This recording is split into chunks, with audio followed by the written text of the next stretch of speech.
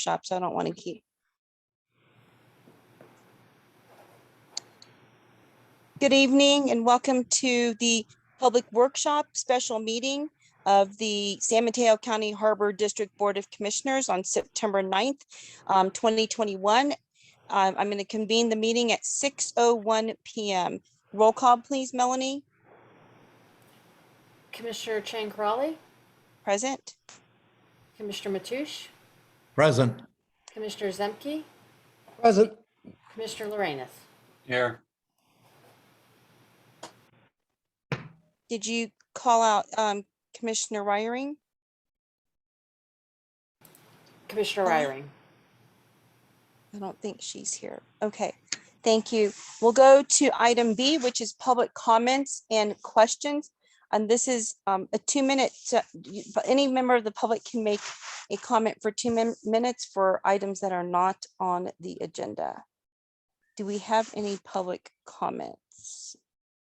Trying to raise my hand here. I'm not sure if I'm doing it right here again. Chat here. Let's see. No, chat participants. Can I raise my hand here? Well, I'll call on you, Mr. Smith. How about that? Thank you for my ignorance here. I apologize for that. I was just sat down here real quickly, so I'm still trying to get oriented. Good evening, everybody. My name is Captain William Smith. Excuse me. I own the vessel Riptide, which is a CPFV. And I wanted to take this opportunity to thank you for the forum for allowing us to participate in this meeting remotely. Going forward, I hope that we are able to continue with the Harbor Commission meetings as remote as well, because it does allow participation for a lot of us who are not able to attend there physically. And with that, I will say thank you. I'm trying to figure out how to mute. Thank you. Do you see any hands raised, Melanie? I don't see any hands raised, but I may be missing some. No, I do not see any hands raised. Okay, if you'd like to make public comment, we're at that item on the agenda. If you'd like to make public comment, please raise your hand.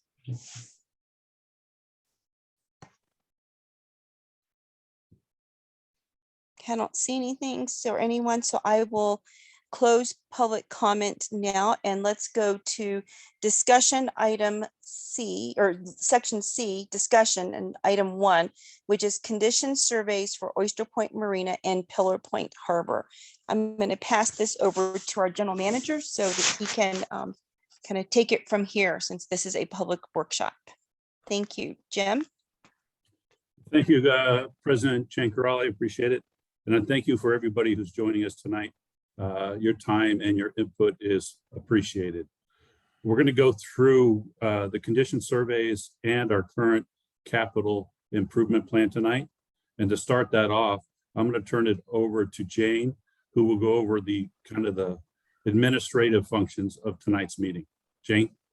Thank you, Captain Pruitt, and thank you, Chair Crawley. I'm going to give our staff here a moment to just set up the PowerPoint. Thank you very much, Madeline. We can go to the next slide. Welcome to public workshop number 3. This evening, you have your Harbor District staff, Mr. Jim Pruitt, Mr. John Moran. I do believe we have Ms. Julie Van Hoof and Melanie Haddon, as well as the distinguished board commissioners. On the project consulting team, myself, Jane Gray, Asha Blyer from DUDEC, Danielle Berger from DUDEC, Bradley Damitz, Coastal Management Consultant, and Mr. Robert Sherwood from GHD. Next slide, please. So again, we welcome you very much to Public Workshop 3. Happy that you're joining us and following along in this process. We do have one more public workshop after this, Public Workshop 4, and that will be the first look at the plan. This is our overview. We've already gotten through introductions, so you can check that off your list. And we're going to go through the rest of the items. We have a little bit of a different setup than previously, and I'll talk about that in a minute. But we're going to review what we heard back from you in Workshop 2, discuss in greater detail the current and planned district projects, give you a preview of capital improvements and the master list, and then really dive a little bit into the plan. Next slide, please.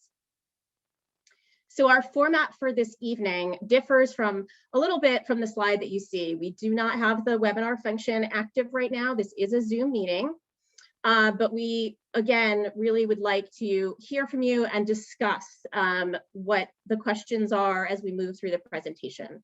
So we will be stopping intermittently. There'll be a little signal, and I'll certainly let you know when that is. We'll have our cameras on while we're making the presentation. And again, we kindly ask you to remain on mute unless it's time for you to ask a question or in the open forum. Next question, please. Or excuse me, next slide, please. So again, the Q&A function is not there, but the chat is on. That will be monitored throughout this entire meeting. And the raise hand function is enabled. So we're going to go through a number of slides. We have different sections of the presentation, and at each section we'll stop, ask if you have any questions. At that point, feel free to raise your hand. You'll have a minute to ask your question. We can respond to it, and then we'll go on to the next sort of cohort of slides and do the same thing. At the very end of the presentation, we will have an open public forum. And certainly you have more time to ask for clarifications. That'll be 3-minute public comment at that point. Next slide, please. So again, thanks for being here. The purpose is to dive deeper into workshop 2 items. We heard a lot back and got some really good feedback as to the direction on how you would like to handle infrastructure projects separately from sort of the softer process-based type items that we touched on. So this evening, we're providing that opportunity. And we heard you loud and clear and did organize that workshop based on feedback. So we're sharing further details on what the CIP projects are, those that are current and those that are funded, and those that are current and unfunded. We'll discuss the alignment of the planning activities with the community sentiment. And then we're also interested in hearing back from you on what else needs to be included in the master plan, and obviously would like you to opine and provide your input. Next slide, please. So in August, we again heard a lot of very good feedback on the types of CIP projects. We heard that you'd like to hear more about the detail and the implementation strategies. And we also heard that you had further concerns and questions, and therefore we organized this workshop. Next slide. I'm going to turn it over to Captain Pruitt for this section of the presentation. Thank you. All right, so I'm unmuted. Now I'm trying to work my mouse. There we go. Good evening, and thank you again for joining us. Your participation and input in this master plan process is invaluable to us and our effort to develop a comprehensive and useful master plan for the Harbor District. As discussed previously in 2020 and again in 2021, during the fiscal year 2021 and 22 budget and capital improvement plan development, the district has several capital improvement projects that have been reviewed by the board and approved. Some of those projects are funded with existing capital funds, and others are moving forward, while other projects are approved but are unfunded. These unfunded projects are on hold until such time funding is located or identified. This slide you're looking at now lists 4 projects for Pillar Point Harbor that are both approved and funded in the fiscal year 21-22 capital improvement plan. The first approved and funded project is the ADA restroom located behind the Catch Joanne restaurant and Harbor Bar. The installation of this ADA restroom is required by law. It is currently in the permitting phase, and we hope to complete this project in early 2022. The ADA project is in agreement with the equity or equality core value of the district. It also supports goals 3 and 4 of the strategic plan to provide excellent customer service and enhance public safety. The estimated cost for this project is $803,000. The second project listed is the RV Park Restroom and Green Space Improvement Project located near the near Surface Beach. This project will provide a new public restroom facility, outdoor showers, additional ADA parking, a public meeting area, and ocean viewing spots. The project is currently in the final permitting process, and we hope to break ground in early 2022. This project is in agreement again with the equality core value of the district as well as the safety core value. It also supports goals 3 and 4 of the strategic plan to provide excellent customer service and enhance public safety. Estimated cost of this project is $1 million, of which $298 will be provided by a grant from the Metropolitan Transportation Commission. The third project listed is the Surfers Beach Restoration and Harbor Dredge Project.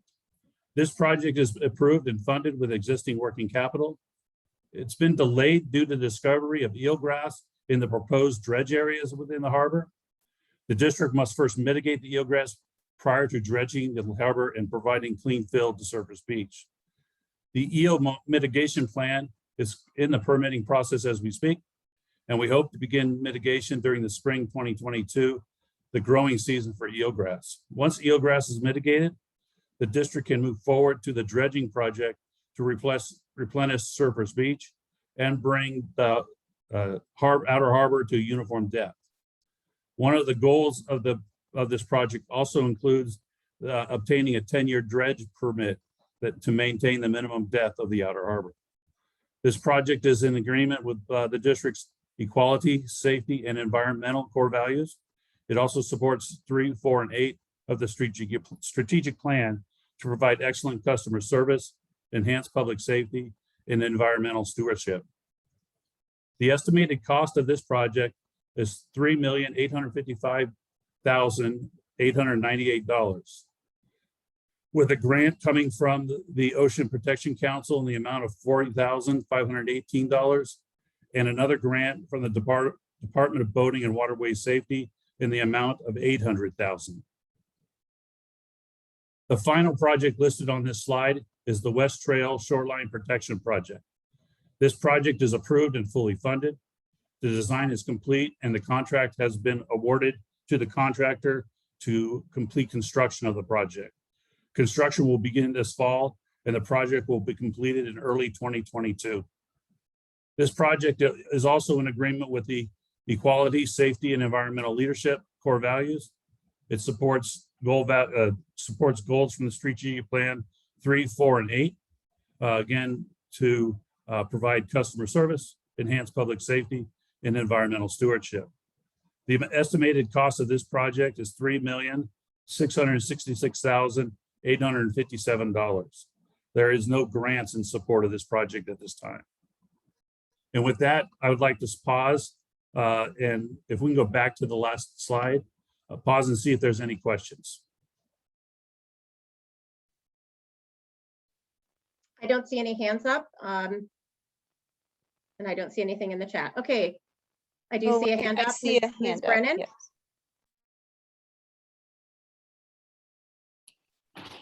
Yeah, first of all, if you're going to ask for public input, it'd be nice to give people a minute to raise their hand because you didn't do that just now. Like I almost missed making a comment and I tried as fast as I could to click the raise hand. So if you could just like pause for a sec if you're going to ask for input and let people have that opportunity, that would be great. Also, it so far sounds like a whole list of infrastructure that is already in the works primarily, and some things that still aren't yet in the works. But I don't see how this type of listing of projects is relevant to the master plan. So I just wanted to point that out. And I know that I was happy to hear that equality and equity were mentioned, but as far as I know, there hasn't been any studies, research or work done around qualifying what equity and equality should look like at the facilities, meaning I don't know of any studies that have been conducted or questions that have been asked to the public in any sort of, how shall I put it, well-documented way that delve into what the district could be doing for people of color differently than the district currly is, meaning there's no multilingual signage available in most situations. There are just a number of different things the district potentially could be doing. I don't know exactly what people need. I think that's why there needs to be a thorough investigation, and whether that means that there's tabling at the facilities where people are interviewed and asked what would be helpful. There are various ways of doing that, and I've not heard of anything like that going on. I was there at Pillar Point Harbor on the day that the consultants were there to speak to the public, and was aware of their questionnaire, and that was a very superficial sort of a questioning. It wasn't a real opportunity to find out who the users are and what the users need. So my point is, the district doesn't even know how many users there are in a busy weekend. There's never been like a head count. And there hasn't been any investigation into what languages the users are using, and what would be beneficial, what people need, information about how they're gaining access. Are they using public transit? Are they, there are just so many questions that could be asked if the district really wanted to understand the users and what brings them there. Are they there to buy fresh fish? Are they there to enjoy the trail? This, that, and the other thing. I know that you guys have asked a few people questions about that, but the number of people that the district has contacted during this master plan process has been extremely minimal. And these facilities are facilities open to the entire population of the county and the Bay Area and beyond. So I think that doing more sophisticated research into who the users are and what their needs are would be highly beneficial to the district, so that it sets some direction to serve the public better. And that's really what the master plan ought to be doing, is figuring out, what the district can do to serve the public better. Thank you. Thank you, Ms. Brennan. Appreciate all the very thoughtful and thorough comments. And I will just restate that our format this evening is to stop the presentation at designated times. There will be a signal to raise hands on the slide. And at that time, we encourage you to raise your hand and ask a question. You'll have 1 minute to do that in between the sections that we have designated as stopping points. And then, of course, there's an open forum at the end. So I hope I've stated that clearly. If not, I'm happy to again clarify, but we are trying to get through different sections of the presentation. We have designated times to stop and really just have a 1 minute request at this particular time, and opportunity for an open forum at the end so we can dig into these a little bit more. I do see another hand up, Mr. Dinowitz. Jane, before we go to the public comment, is there a way that we can time this? Because there's so many. I have timed it. Yeah, I have. I go on mute, but I'm timing it. I know Melanie's timing it as well. Okay, thank you. You're welcome. Thank you. I would second the previous commenter's comment about giving us a moment to raise hands. Even though you say we can do it, it's not always clear exactly when, and we're taking notes. So it takes a few seconds to get everything together. My question basically is, where do we get the details of, for example, what's in the West Trail shoreline protection part and the plan so that we can read the details, some of which were questioned also by the previous speaker. In other words, we'd like to see the details. And I know you have a lot to go through, so you're trying to go quickly, but we're trying to absorb everything you're saying. So it takes a few minutes. Thanks. So Thank you. basically, where do we get the information? Where do we read about the specifics in what has just been presented by Captain Pruitt? And I'll just clarify one item. As we go through the slides, you'll see a hand raised at the designated times. And at that point, we will pause.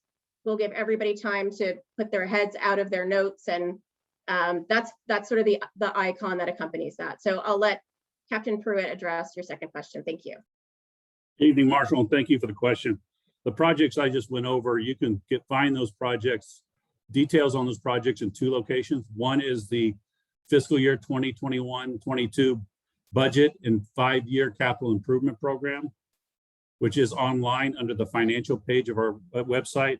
And then also each project has an independent page on our website that you can click and go to that provides further details and status of that project.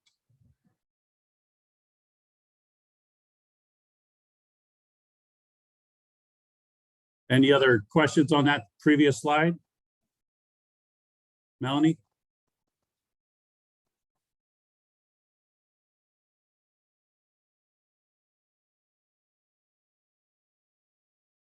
Okay, I think it's, I'm we sorry. can I always do come not- back I to do- it. I do not see any more hands raised. We can always come back if you have questions that develop in the future. The next slide is up on the screen is 3 projects for Oyster Point Marina that are both approved and funded in the fiscal year 21-22 capital improvement plan. This project survey of the first one's the survey of the docks 1 through 6. This project's required under the 2000 agreement between South San Francisco and the Harbor District. We're on schedule to complete this survey in 2022. This project is approved and funded, again, in agreement with equality and safety, and it supports the 3 and 4 of the strategic plan to provide excellent customer service, enhance public safety. Estimated cost for the survey is going to be around $100,000. Replacements of docks 12, 13, and 14. Again, this project is approved and funded. It's required under the 2018 agreement between the city and the Harbor District. It is currently in the design and engineering phase with the goal of beginning the project in 2022. This project is in agreement with the core values, again, of equality and safety. It also supports goals 3 and 4 of the strategic plan for customer service and safety.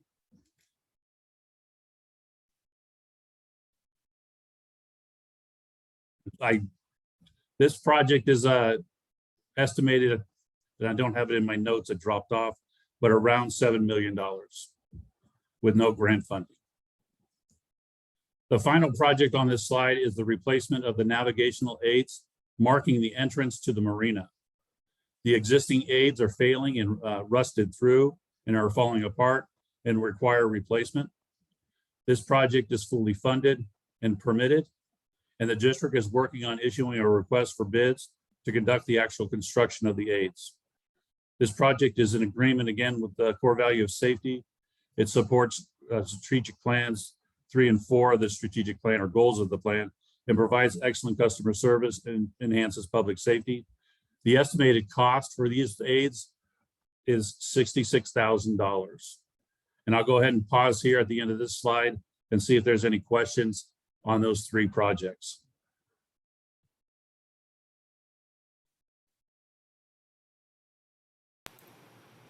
Ms. Ms. Brennan. Yeah, thank you.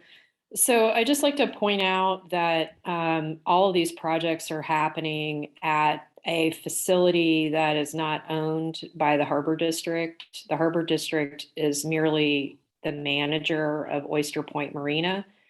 So to use countywide tax dollars to fund improvements at a facility that's not owned by the district doesn't seem to be in the public's best interest. So I just want to point that out again.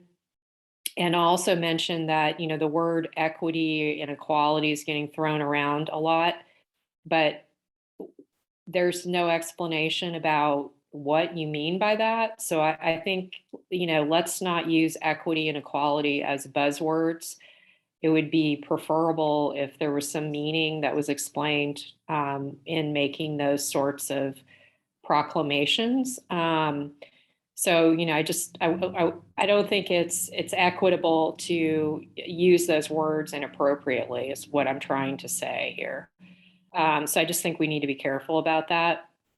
And as far as these projects go, since the district hasn't done any significant research on what the needs are of the users, I don't think that one could assume that this is the best use of the district's money when there are really big problems, such as need for major renovation at Johnson Pier, a decent restroom facility at West Shoreline Trailhead, and the list goes on. So I just, you know, I don't know where the staff gets off saying that this is the most equitable use of the district's funds. I don't think a lot of people would agree with that. Thank you.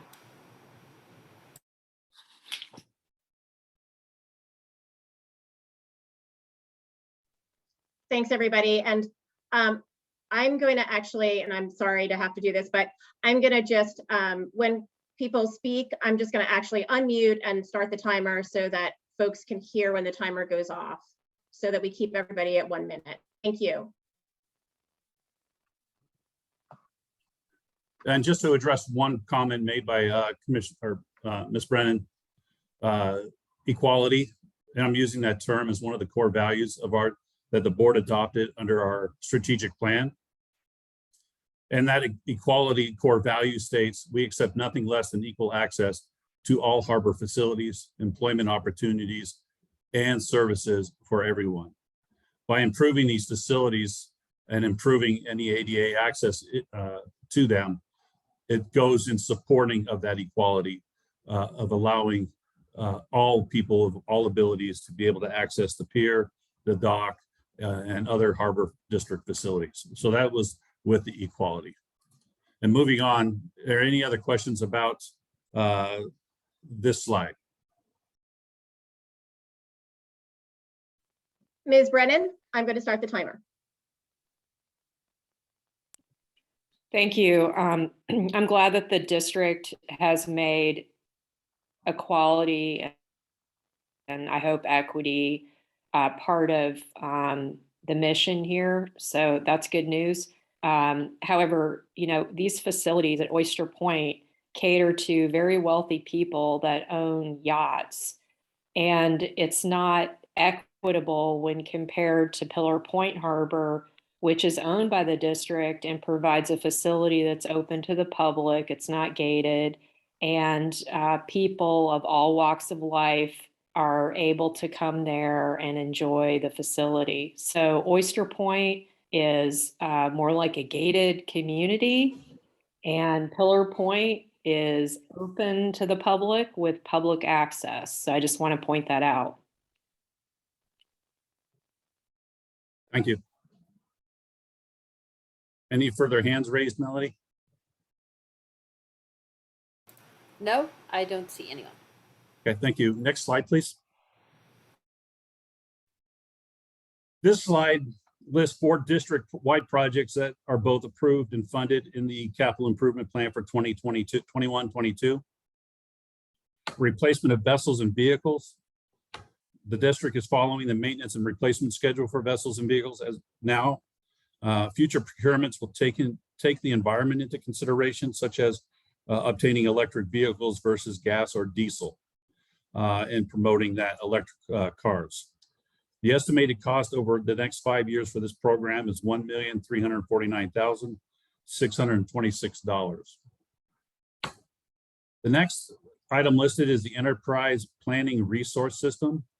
This system will replace the district's financial systems for improved business processes and automation. This project is currently underway and on schedule to be completed in 2022. Once completed, our customers will be able to sign on and see their bills and pay their bills online, greatly improving customer service and many other enhanced capabilities. The estimated cost for this program is $861,392. Of course, the master plan is approved and underway. That's why we're here tonight. The total cost is estimated to be $363,109.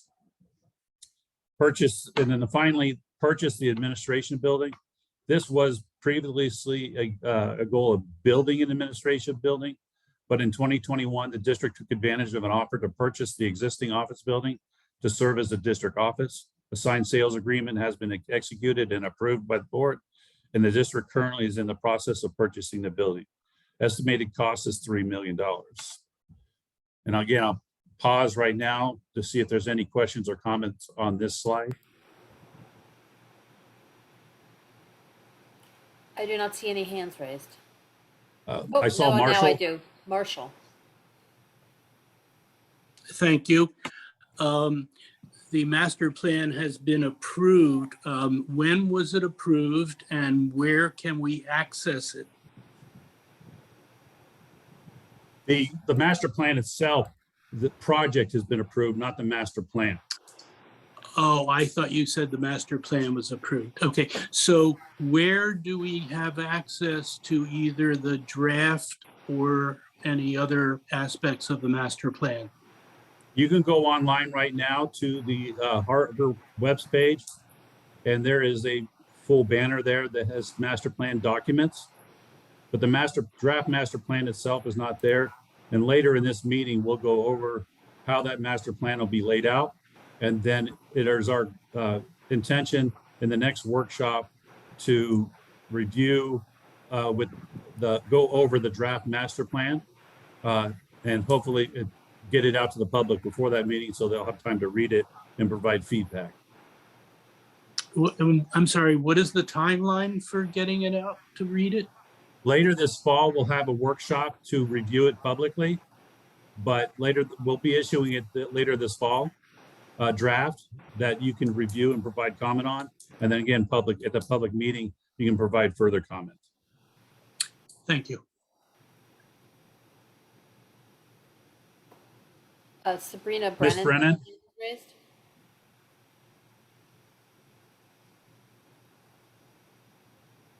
Sabrina?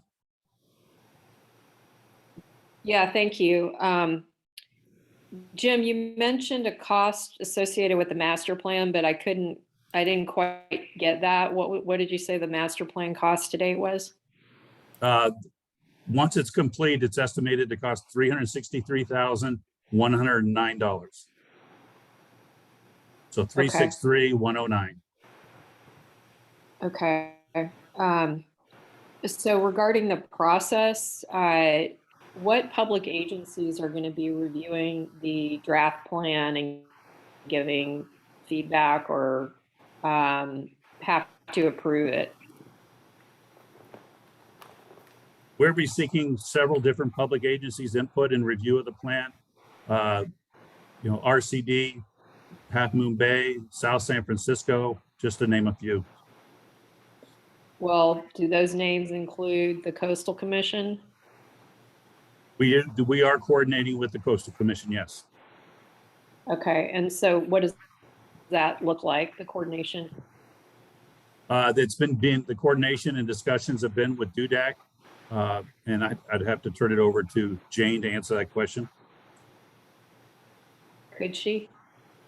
Yeah, so I'm not sure we have our coastal planner online at this point, but yes, the Coastal Commission has review and obviously jurisdiction over portions of the harbor. So discussions have commenced, it's my understanding, and are ongoing with Coastal Commission staff. So our staff and Coastal Commission staff.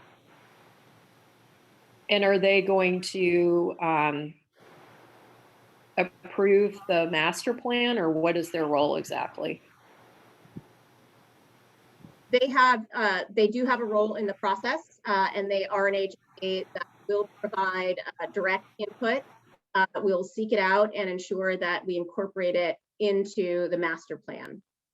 So they're not being, are they or are they not being asked to approve the plan is the question I'm asking. We I are don't not currently I don't asking believe- them to approve it.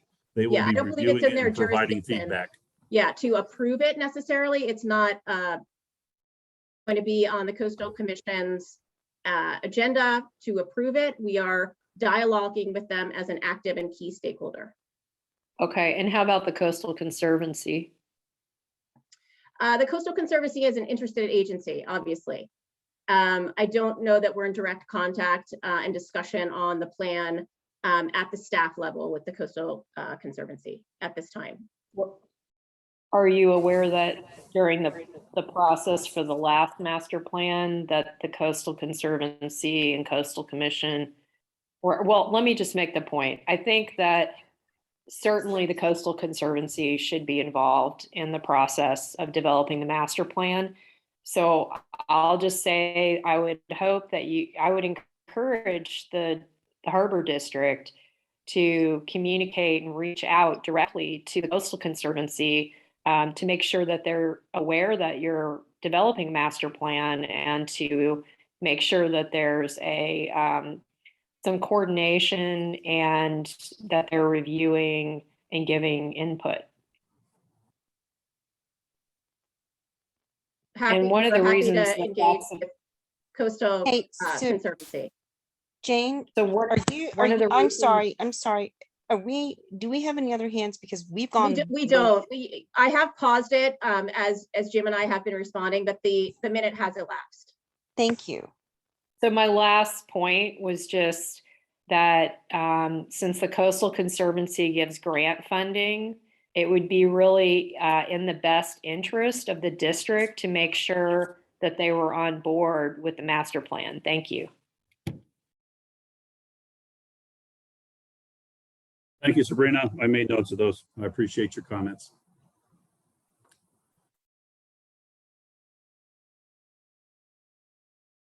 The following projects on this slide are approved by the Harbor Board of Commissioners, but are unfunded at this time. Replacement docks G, F, and E are an approved project. Estimated cost is $9,600,000. The Johnson Pier reconfiguration, including H dock and fuel dock replacement, is an approved project but unfunded. The estimated cost for this project is approaching $19 million now, well beyond the district's ability to fund with existing capital. The design and engineering portion of this project is continuing to develop a shovel-ready project so that construction can begin once funding is identified. Further, fully designed and permitted projects also compete much better for grants and other funding sources. So the design and engineering on this project is continuing at the moment until we can get it completed, and then we will look for additional funding sources to keep the project alive. Parking lot improvements, better paintings and repairs of the parking lot. This project's needed for public safety and improved drainage. The estimated cost right now for that project is $680,000. The launch ramp, restroom, and boat wash. Again, this project also is required for public safety and improved environmental conditions. The estimated cost is $1,700,000 or $1.7 million. The habitat restoration, the goal of this program is to landscape the shore side of the harbor with native drought-resistant plants and improve drainage for improved water quality. The estimated cost for this project is $400,000. Coastal trail improvement.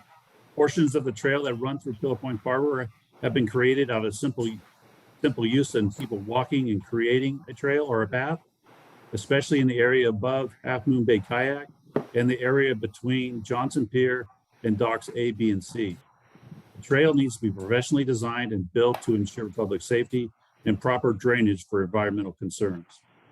The estimated cost for this is $200,000.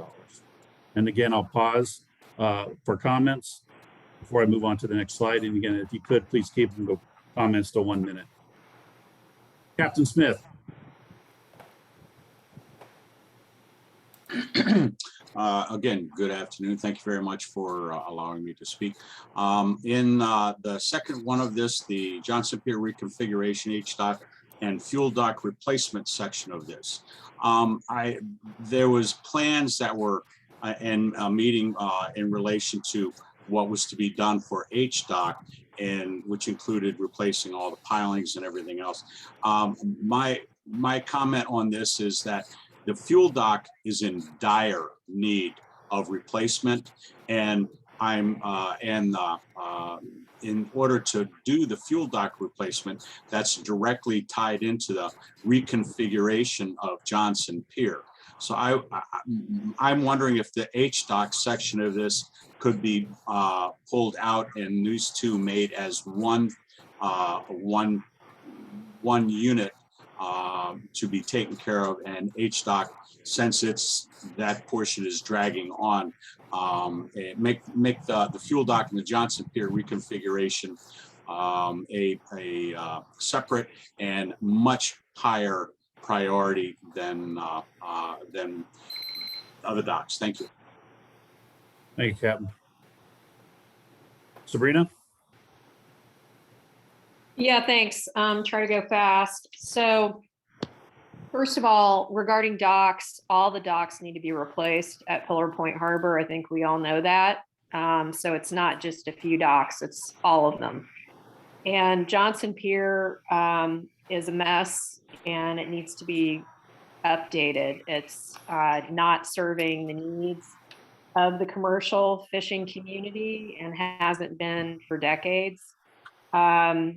It's also not doing much for the public to ensure public safety, and also not ensuring a positive experience and safe experience for recreational fishing as well. So basically, Johnson Pier is it's the fact that nothing's being done there is an epic fail on the part of the district.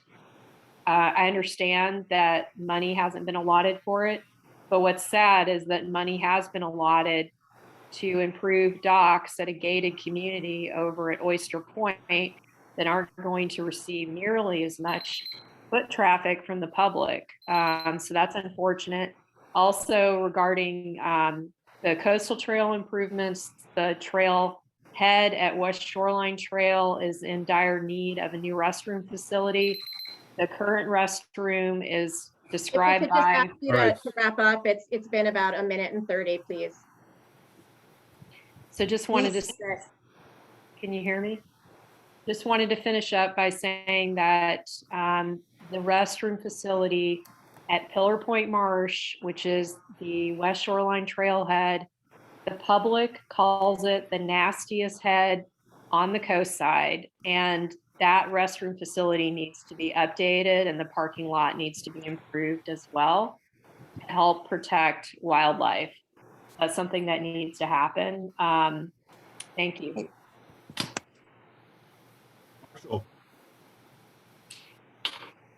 Mr. Dinowitz? Yes, thank you. Where do we see the details on the habitat restoration project and on the coastal trail improvement? Is it on the same locations as you previously provided for the other information I asked for? The ones that are on the website are the approved and funded projects, and then a few of the unfunded projects.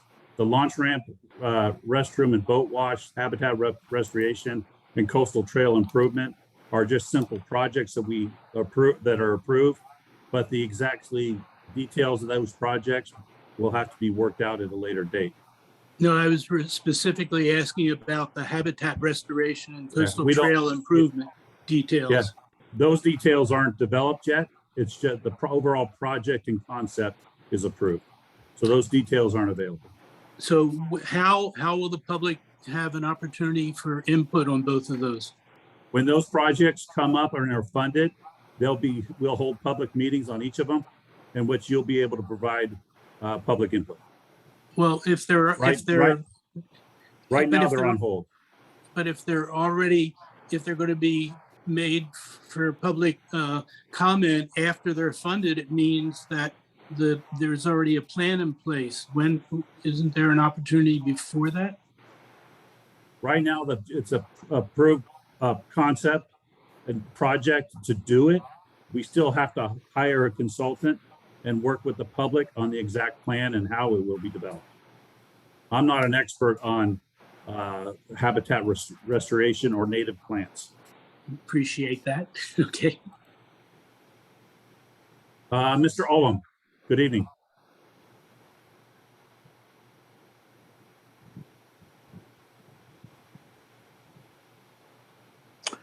Okay, thanks for having me. See, you got some people here tonight, and that's good. I think you can be a little bit more clear on the funding situation when you talk about unfunded projects and where things stand. I don't think people clearly understand the finances of the Harbor District.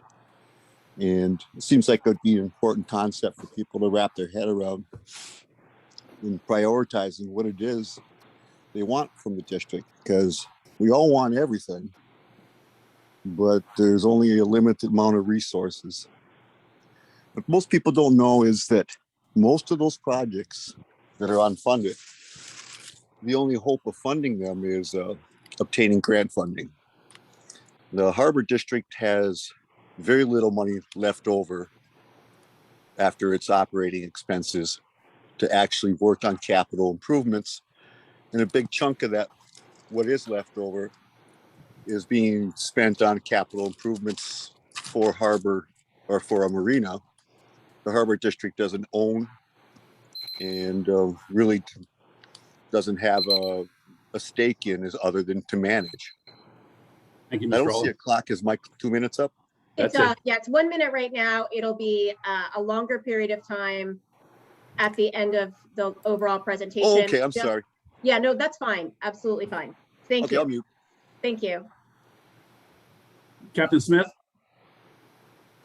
Yes, thank you. One of the things that that I really wanted to stress in that is that Johnson Pier, you know, it should be remembered, we're talking about a harbor that sends its ocean bounty around the world.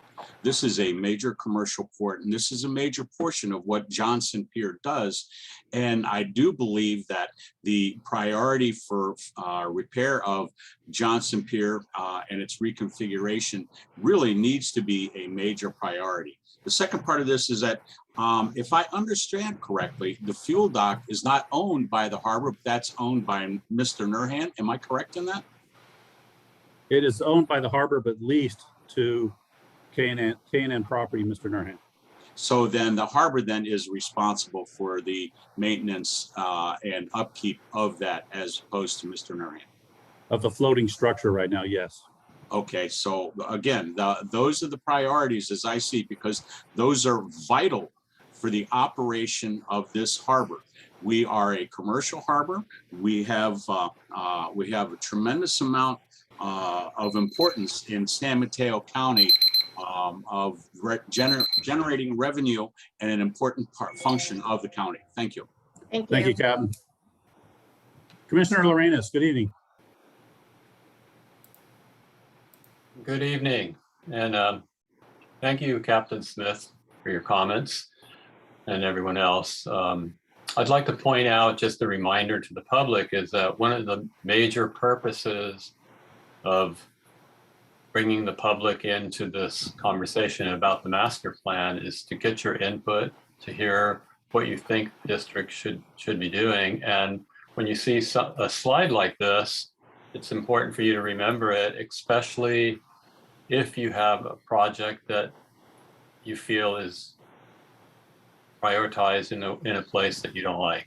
So, for example, the fuel dock replacement and H dock, as Captain Smith was saying, it's important to point out that you'd like to see a higher priority placed on that project, and in fact, a higher priority placed on looking for funding if that's appropriate.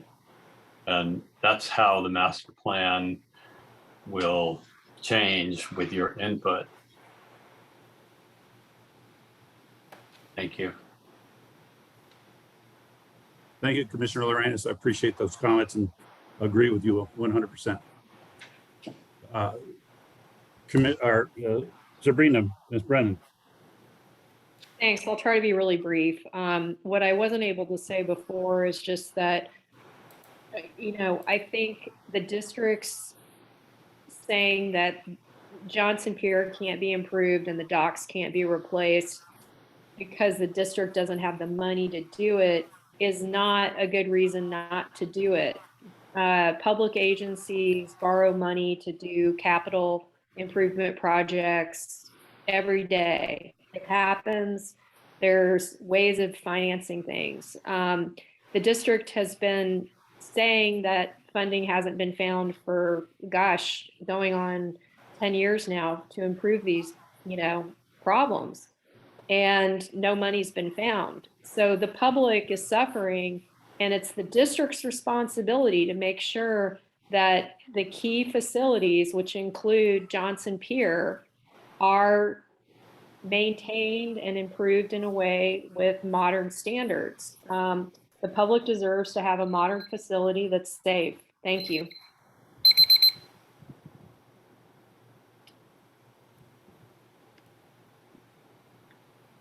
Mr. Ullum?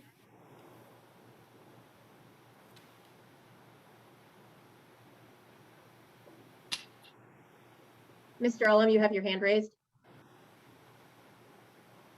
Sorry about that. I guess I'm in charge of unmuting. I would agree that the Johnson Pier is definitely should be the #1 priority for everything that goes on at the Harbor District right now. It is the defining feature of the Harbor District. It's the biggest piece of infrastructure that they control. And it just, embedded in part of our coastside tradition and our view of ourselves. And it's kind of tragic. We're at this point where you have supports that support the pier down at the working end of the pier that have been stressed and cracked, are now being, held together in some places with modifications, but have to be replaced. And there is no source of funding identified. What people should know is when you talk about this, is really be honest with them. The district has no applications right now for anything to do with Johnson Pier. I know they're working on something, or I've been told so, but there has been no applications for funding to fix anything out at Johnson Pier. And for the applications that have been filed recently, none have been approved. So it's not going to be easy to fund these things counting on grants. Thank you. Thank you, Mr. Ullum. Moving on to the next slide. This slide lists projects at Oyster Point that are approved by the Harbor Board of Commissioners, but again are unfunded for Oyster Point Marina. Access ramps, docks 1 through 6. Currently, the ramps are flooded during king tide events, making it unsafe to access those docks. This occurs 6 to 8 times a year and floods them for about 45 minutes to an hour during each event.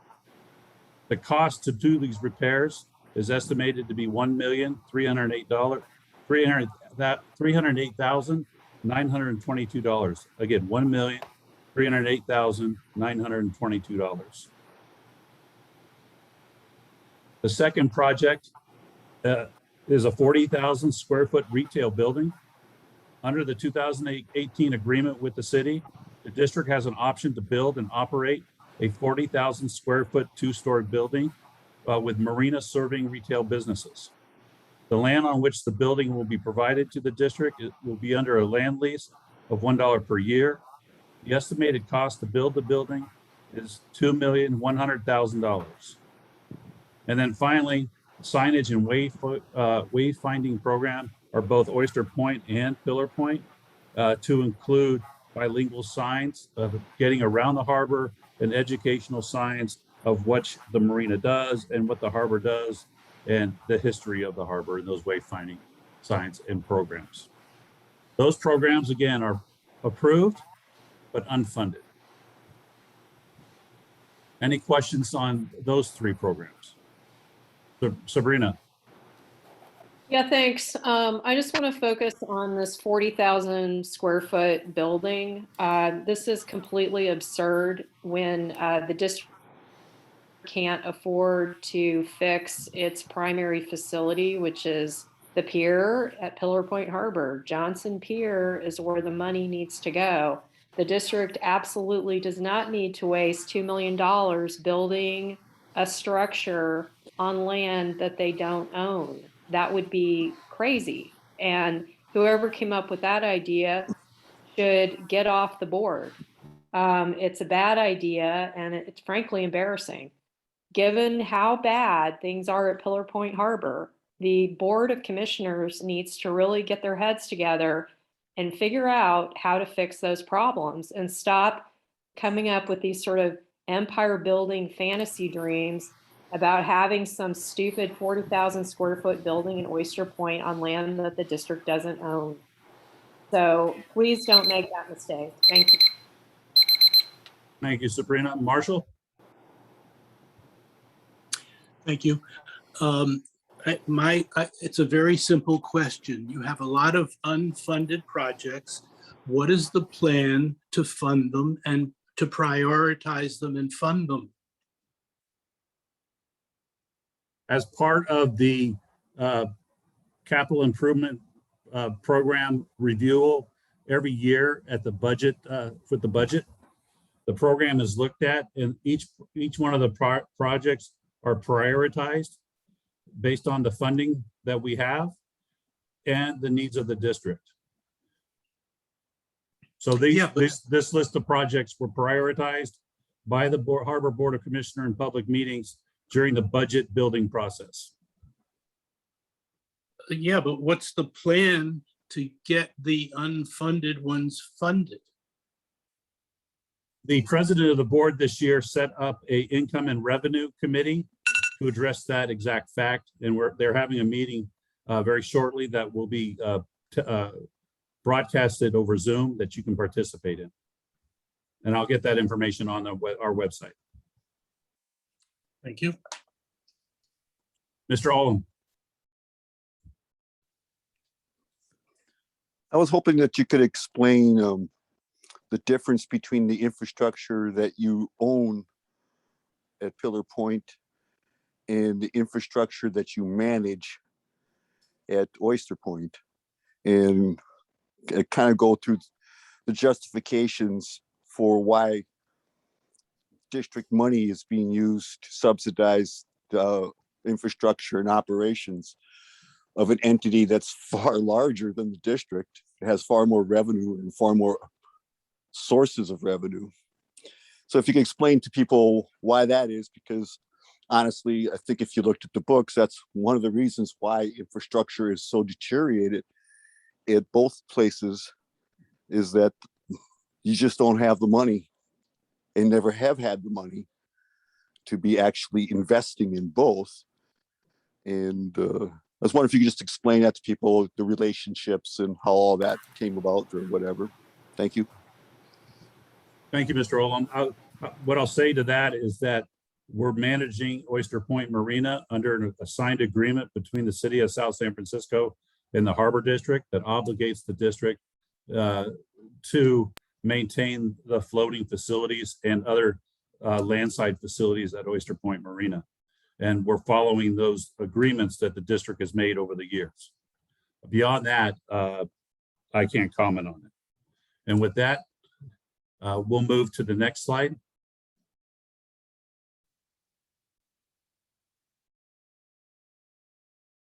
This next slide is now all the projects I discussed previously were reviewed and approved by the board prior to this master plan development process. As part of the master plan development process, GHD did condition surveys, which are posted online under the master plan of both Pillar Point Harbor and Oyster Point Marina. These projects listed are projects that, according to GHD, are high priority, which means they need to be replaced now or within 5 years, depending on each specific project discussed.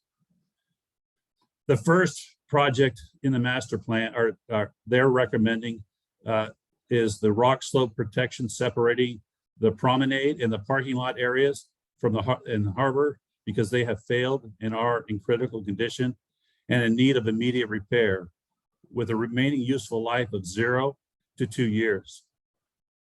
Sloughing of the slope underneath the rock has created areas where the underlying filter fabric has been ripped and displaced, and bare earth is exposed to the elements, allowing the slope to deteriorate and loose soil entering the harbor.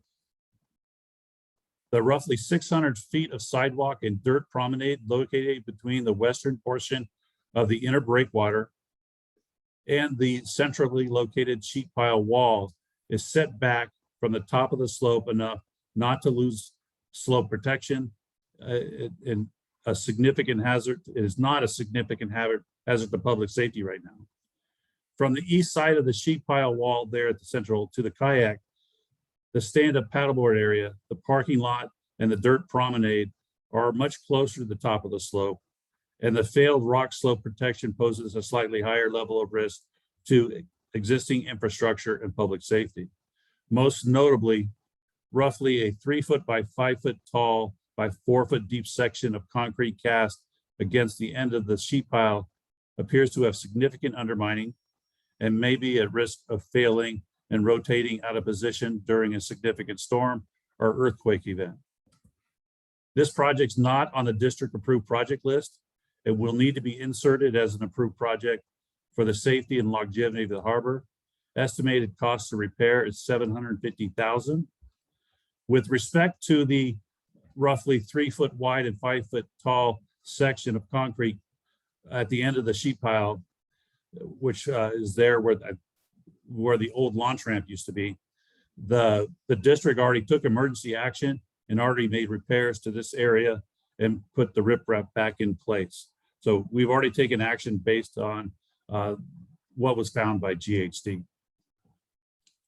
With respect to the fuel dock, GHD found that the dock was in serious condition with an anticipated remaining useful life of 2 to 5 years before needing to be replaced. Several cleats are damaged or missing. The deck is worn and is in worn condition, and the dock is tilting. The replacement of the fuel dock is currently part of the Johnson Pier renovation project, and as such is an approved district project already. And so the GHD and the approved project list are in sync with that. Roadway from the launch ramp to the trailer park parking area. The asphalt concrete roadway from the launch ramp to the boat trailer parking area is more heavily degraded and considered to be in serious condition, with an anticipated remaining useful life of 2 to 5 years before needing resurfacing. This project is not approved project under the capital improvement plan and will need to be inserted if the district and the public feels of its high priority. Launch ramp and trailer parking.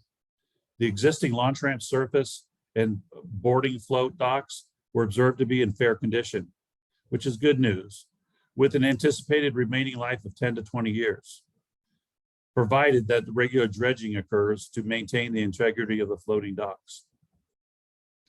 The concrete pavement at the top of the ramp, also known as a ramp apron, and which also includes the turnaround areas for cars towing boats or vehicles pulling boats and trailers. The apron is showing signs of deterioration due to water runoff from boats as they are being hauled out, and is considered to be in poor condition, and anticipated remaining useful life of 5 to 10 years. Again, this project is not part of the current capital improvement plan and will need to be inserted if desired to be done.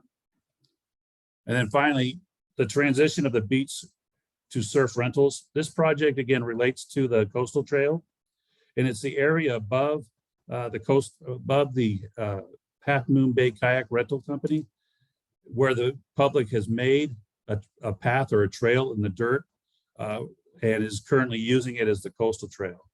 This will need to be upgraded to an approved project in the capital improvement plan but it is not currently included.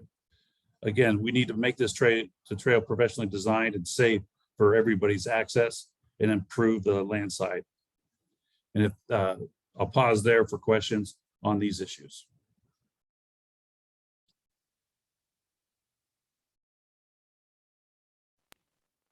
Mr. Olam. I was kind of surprised to hear that 3 or 4 of the projects that your consultant identified as being priorities aren't currently on the capital improvement program. And the other one, I know there's no funding for, the fuel dock. So I was wondering, I guess the 2 questions here would be is, what would be the effect if, say, the fuel dock shut down tomorrow? If for some reason, how long would it take to actually replace the fuel dock? Get it back up in shape. And the other question was, I believe I've forgotten. So let's go with the fuel dock. Is what would it take to get that back and going if, say, it were to fail?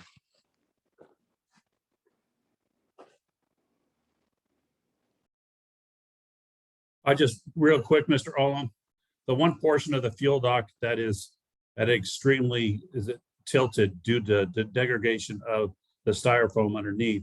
The district will need to take a closer look at that based on this survey to see if emergency repairs are necessary to keep the fuel dock as is operating.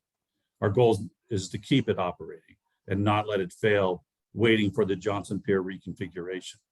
The entire the fuel dock, the oily waste separator, or the oily waste reception, and the sewage system on that dock will all have to be reconfigured when Johnson Pier is extended.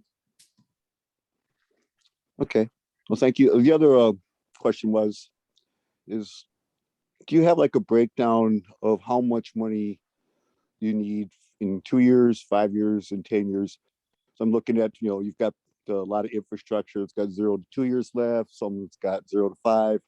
Some it's got 5 to 10. Is there any way to say, like, we need to come up with $5 million to deal with this by the time this survey says we have to have it dealt with? And that is part of the master plan final draft. We'll be able to demonstrate that and show that.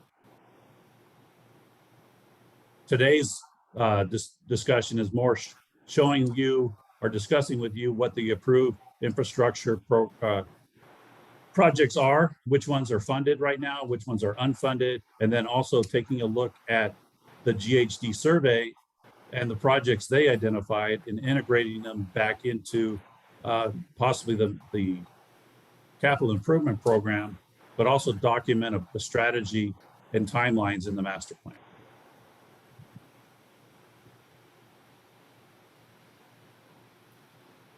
Sabrina. Yeah, thanks. So first I want to start by just reminding everybody that a master plan is supposed to be a high-level plan. And so far this evening, what we've gotten is a list of capital improvement projects.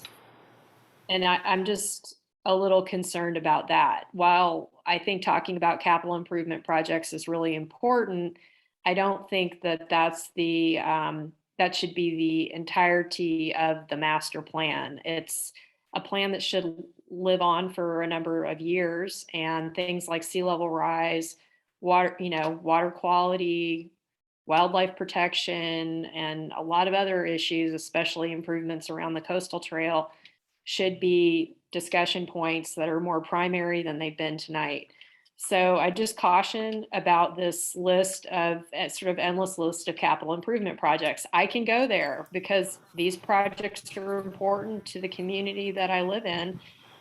So I do want to voice that I'm very concerned that Johnson Pier is not on the list of very high priority projects for the next 0 to 5 years. This is a huge problem, and it needs Ms. to Brennan, be if you could just please on wrap the up. list. I'm sorry, I couldn't hear you. If you could please wrap up, we're over the 1 minute mark. Okay, I'll do my best. Thank you for that. So, if we could make sure that we're not talking about a fuel dock that's connected to the pier as a higher priority than improving the pier. I would appreciate it. It doesn't make sense to have the fuel dock on here and not also have Johnson Pier on here as well, because as we know, the two are connected, and improvements to one should also include improvements to the other. So please put Johnson Pier on this list. It needs to be there.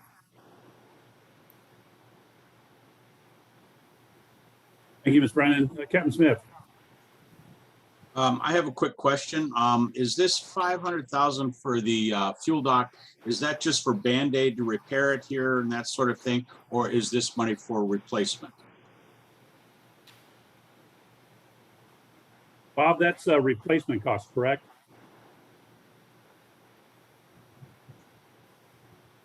And so I have to agree with Mrs. Brennan that and the main Johnson Pier, those two need to be integrated together. Thank you. Thank you, Captain Smith. I just found unmute. Yeah, that was a replace in kind cost, same configuration. Thanks, Bob. Commissioner Lorenz?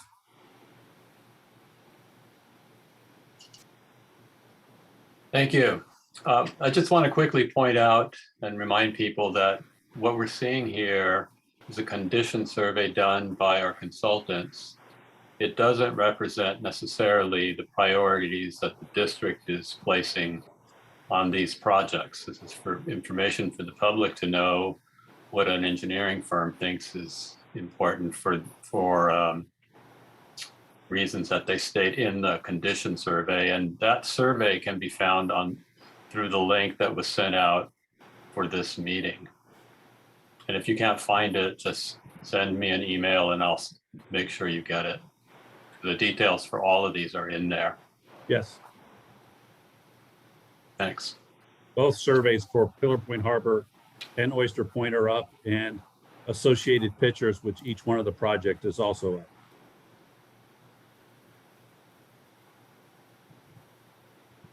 Moving on to the next slide. Let me get there we go.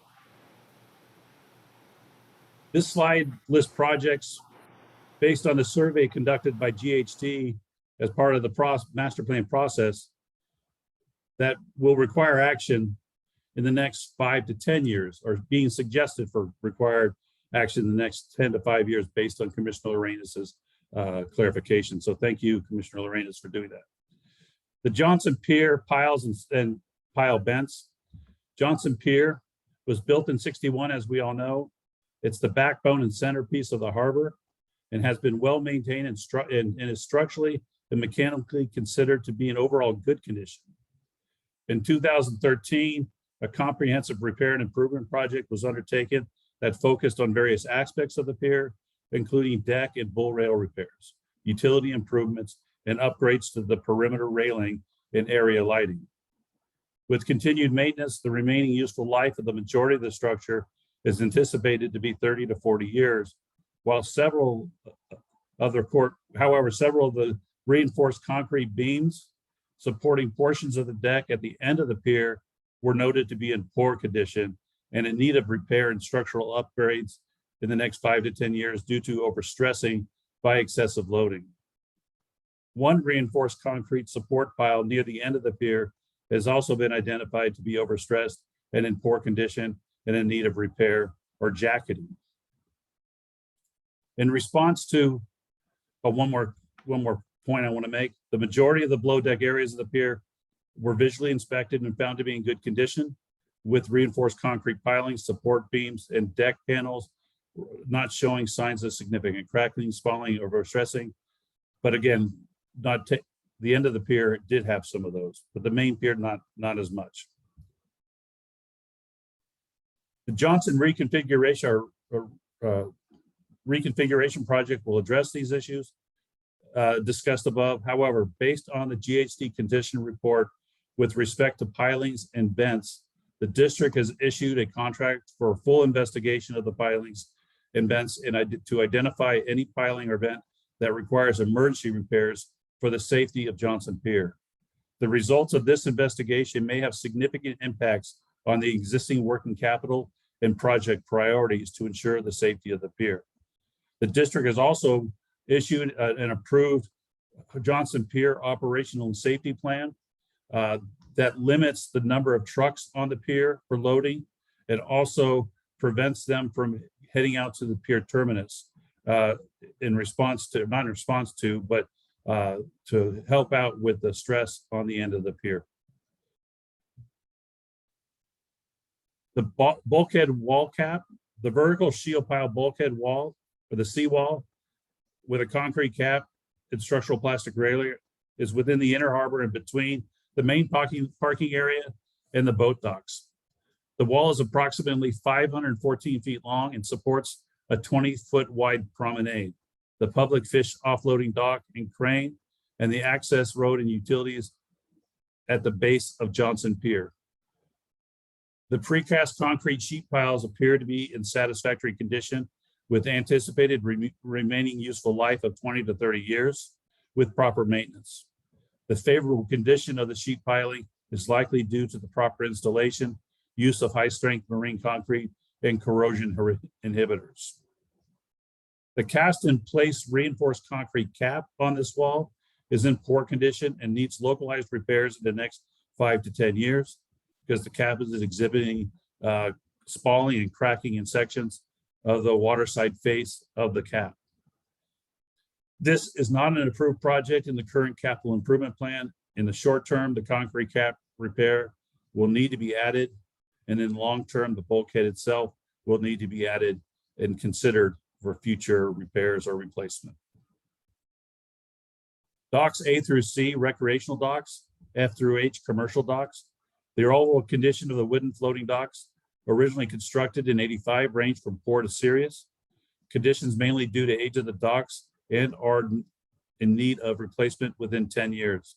The floating concrete guest dock, along with the pier between D and E, where we do the fish sales, was observed to be in fair condition and in need of replacement between 10 and 20 years from now. The docks have been very well maintained, and the replacement worn guide pile rollers, distressed wood stringers and steel fasteners, loose and corroded cleats, and key elements of the dock electrical and fire system has been a key to allowing the docks to be fully functional to the extent they have of their 30 and 40-year service life. But the docks are at the end of this useful life, and the fingers are tilting beyond acceptable limits. The guide piles holding the docks in position have been observed to be generally in good condition, and the electrical systems are maintained in satisfactory condition. The replacement of docks F through H are a part of the current capital improvement plan, but unfunded. Dock H is also part of the Johnson Pier reconfiguration project. The replacement of docks in A are not currently on the capital improvement plan. The east boat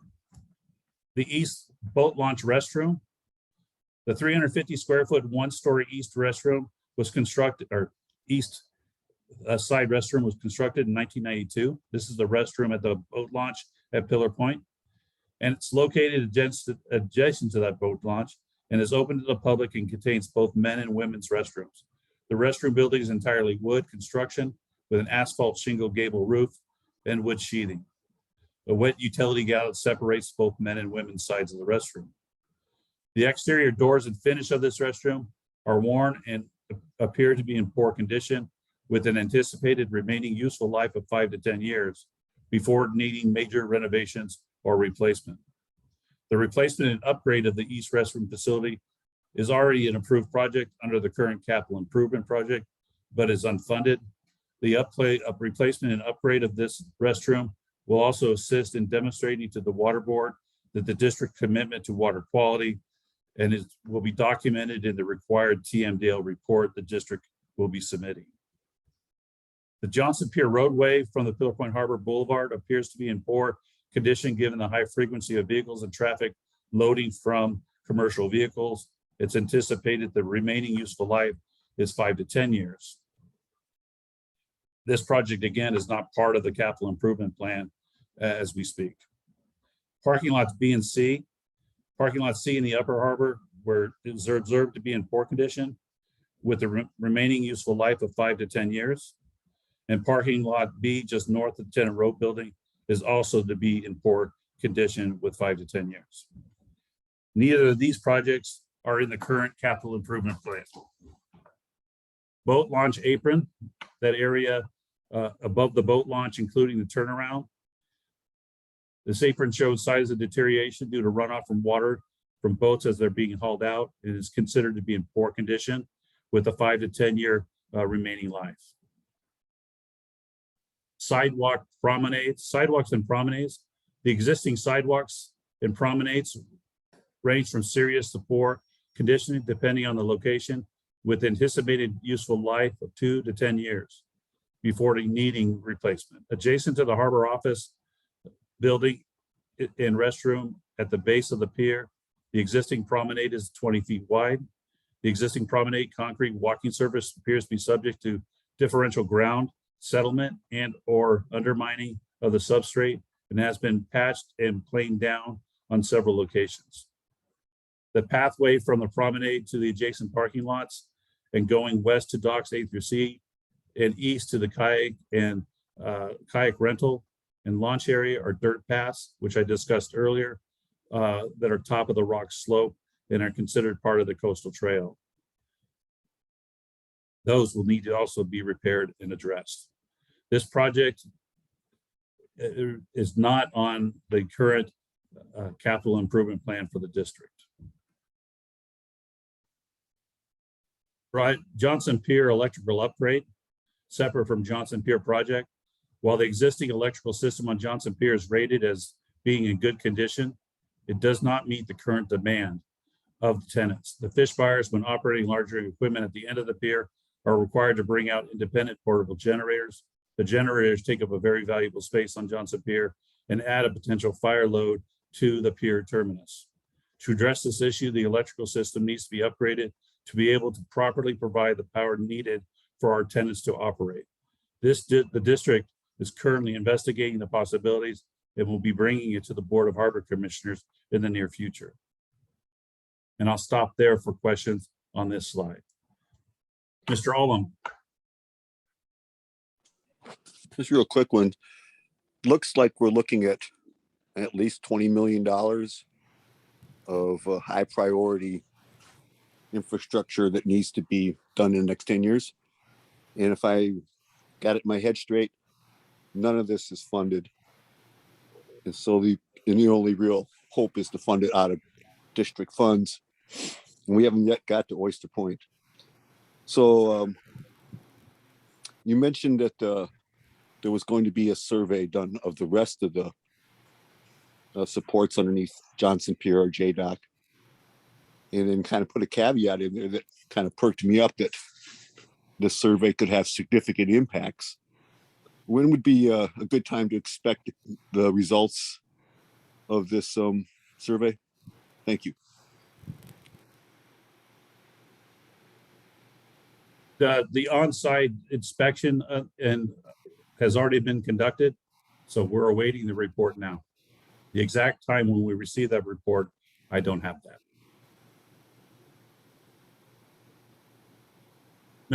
Commissioner Lawrence. Thank you. I'd just like to make another observation, and it just occurred to me that these conversations about funding, while they're important, I'd just like to remind the public again that when we say it's not funded, that is a statement of fact. It's not an excuse for why something's not happening. It occurred to me that we should have, and this was alluded to by Sabrina Brennan, that one aspect of a master plan, which is not really an infrastructure item, but just as important, we should have something in this master plan that discusses funding as an umbrella for what we're trying to do. For example, the district has done a great deal of work looking for funding. We hired a consulting firm that is writing grants for us. Brad Dramitz, who is on this meeting, has done a great job finding funding for some of the project that he's been involved in, but there are other ways to get funding. And it would be helpful for the public to understand what these are, be helpful for me because I don't know all the mechanisms for funding, but it's not just writing grants. Another example of that is we had at one time hired a firm to lobby for projects that the district was interested in. That Commissioner might be Lorraine, something to consider. given that the 1 minute's up, I'll respond real quick to that. All right, thanks. The funding sources and how to fund these projects or potential funding is part of the master plan and will be included in the master plan. Okay, thanks. Ms. Brennan. Yeah, hi. Okay, so wanted to start by saying that one of the key problems at Johnson Pier is public safety and the lack of access for the public who comes to buy fish off the pier. That's something that the Bay Area absolutely loves. And we need to reconfigure the pier to provide safe access for the public and to help the fishermen so that they can sell their fish. And we also need to have safe access so that trucks and forklifts can access the pier as well as the public on foot. Right now, the pier is not safe. So that is one of the reasons why prioritizing reconfiguring the pier is so important. Also, the electrical situation has been outrageous for as long as the pier has been there. And it's way past due to upgrade the electrical. There should not be any generators on the pier ever. That's outrageous that that's been happening for so long. I'm not blaming the current staff. This has been going on way before you guys were on board, but you have known about it for a long time now. And I'm a little surprised that it's finally just getting onto the agenda. May I ask you to wrap Thanks, up, Ms. please, Brennan. Ms. That's, Brennan? May I ask that's you to been- wrap up? Yeah, that's been 1 minute. Part of the, just in response, Ms. Brennan, part of the operational and safety plan to improve safety is we've put up significant restrictions on parking on Johnson Pier now. So that the low row of trucks on the left-hand side as you walk out is not there during busy off the boat sail time. And also when there is offloading operations beyond H dock, the dock is closed to non-essential or non-working personnel. If you're not involved with the offloading, you're not allowed to walk back there like they have been in the past. So we've severely restricted the parking and access at the end of the pier for safety. We're also putting up a new rail at the end of the pier that around the fuel dock area that prevents people from possibly falling off the edge of the pier or equipment falling off the edge of the pier and hitting the fuel dock or the working dock. But thank you for your comments. I appreciate it. Any further comments from anybody? Can you still hear me? Because I would like to follow up on that comment. I do appreciate those improvements. So I do want to acknowledge that. However, I'm not talking about the end of the pier. I'm talking about the main leg of the pier, the main body of the pier. Yes. That section is full of members of the public with baby strollers and senior citizens, people of all ages that want to have access. And when offloading is happening, there are forklifts and there are trucks on all sections of the pier. So it's something that needs to be considered when the 20 pier. seconds. Yeah. And we are considering it. And thank you for your comments. I made a note of it. Thank you.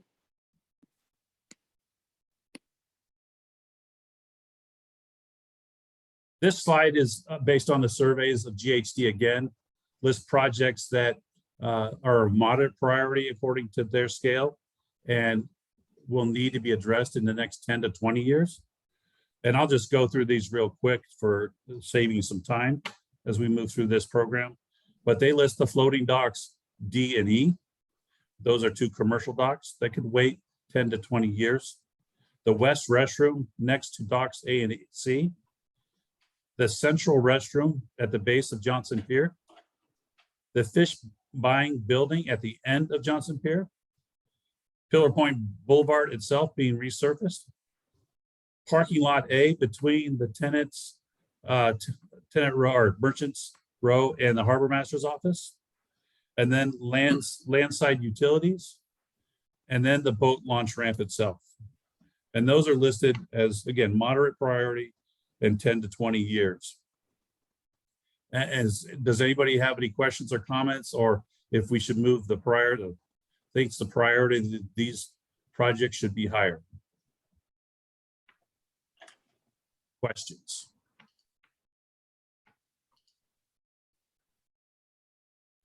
Commissioner Lorenz. Yeah, Commissioner Lorenz, please. Thank you. I just wanted to be clear on my request for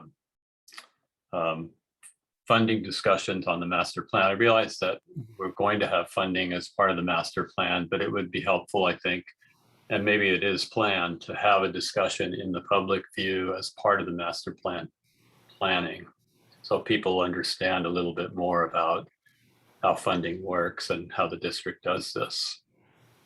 Not everyone can sit through a budget meeting. Okay, thanks. Thank you, Commissioner Lorenz. Ms. Brennan.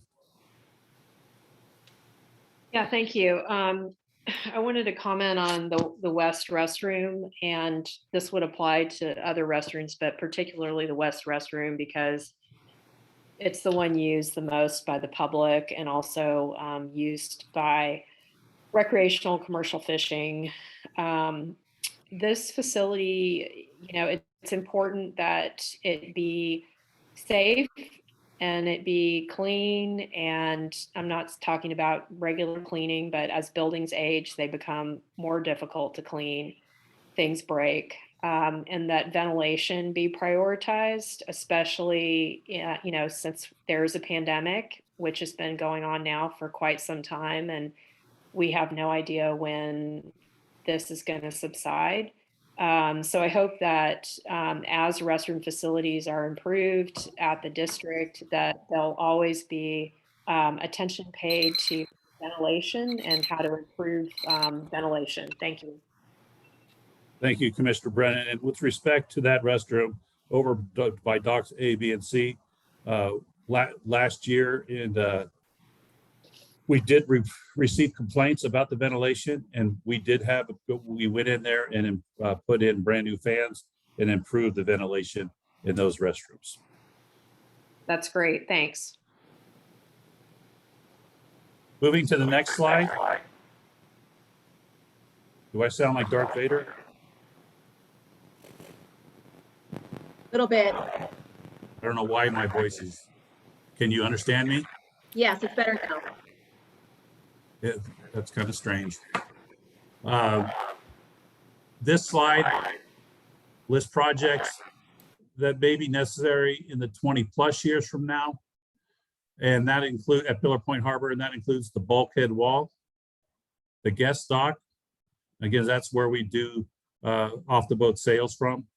The harbor office building, the maintenance building, the ice house, and the fishing pier. So those projects are just on the horizon in 20+ years.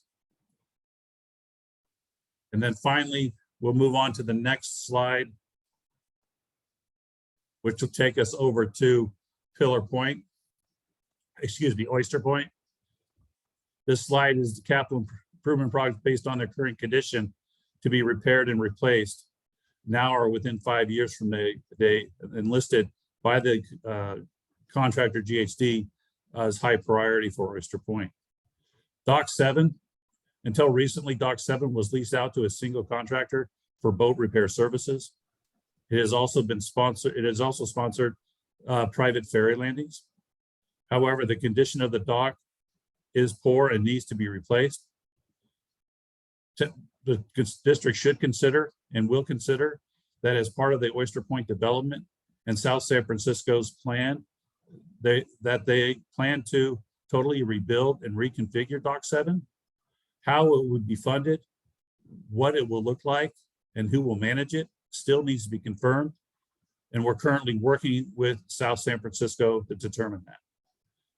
The boater parking lot, this will be repaved as part of the Oyster Point development at no cost to the district.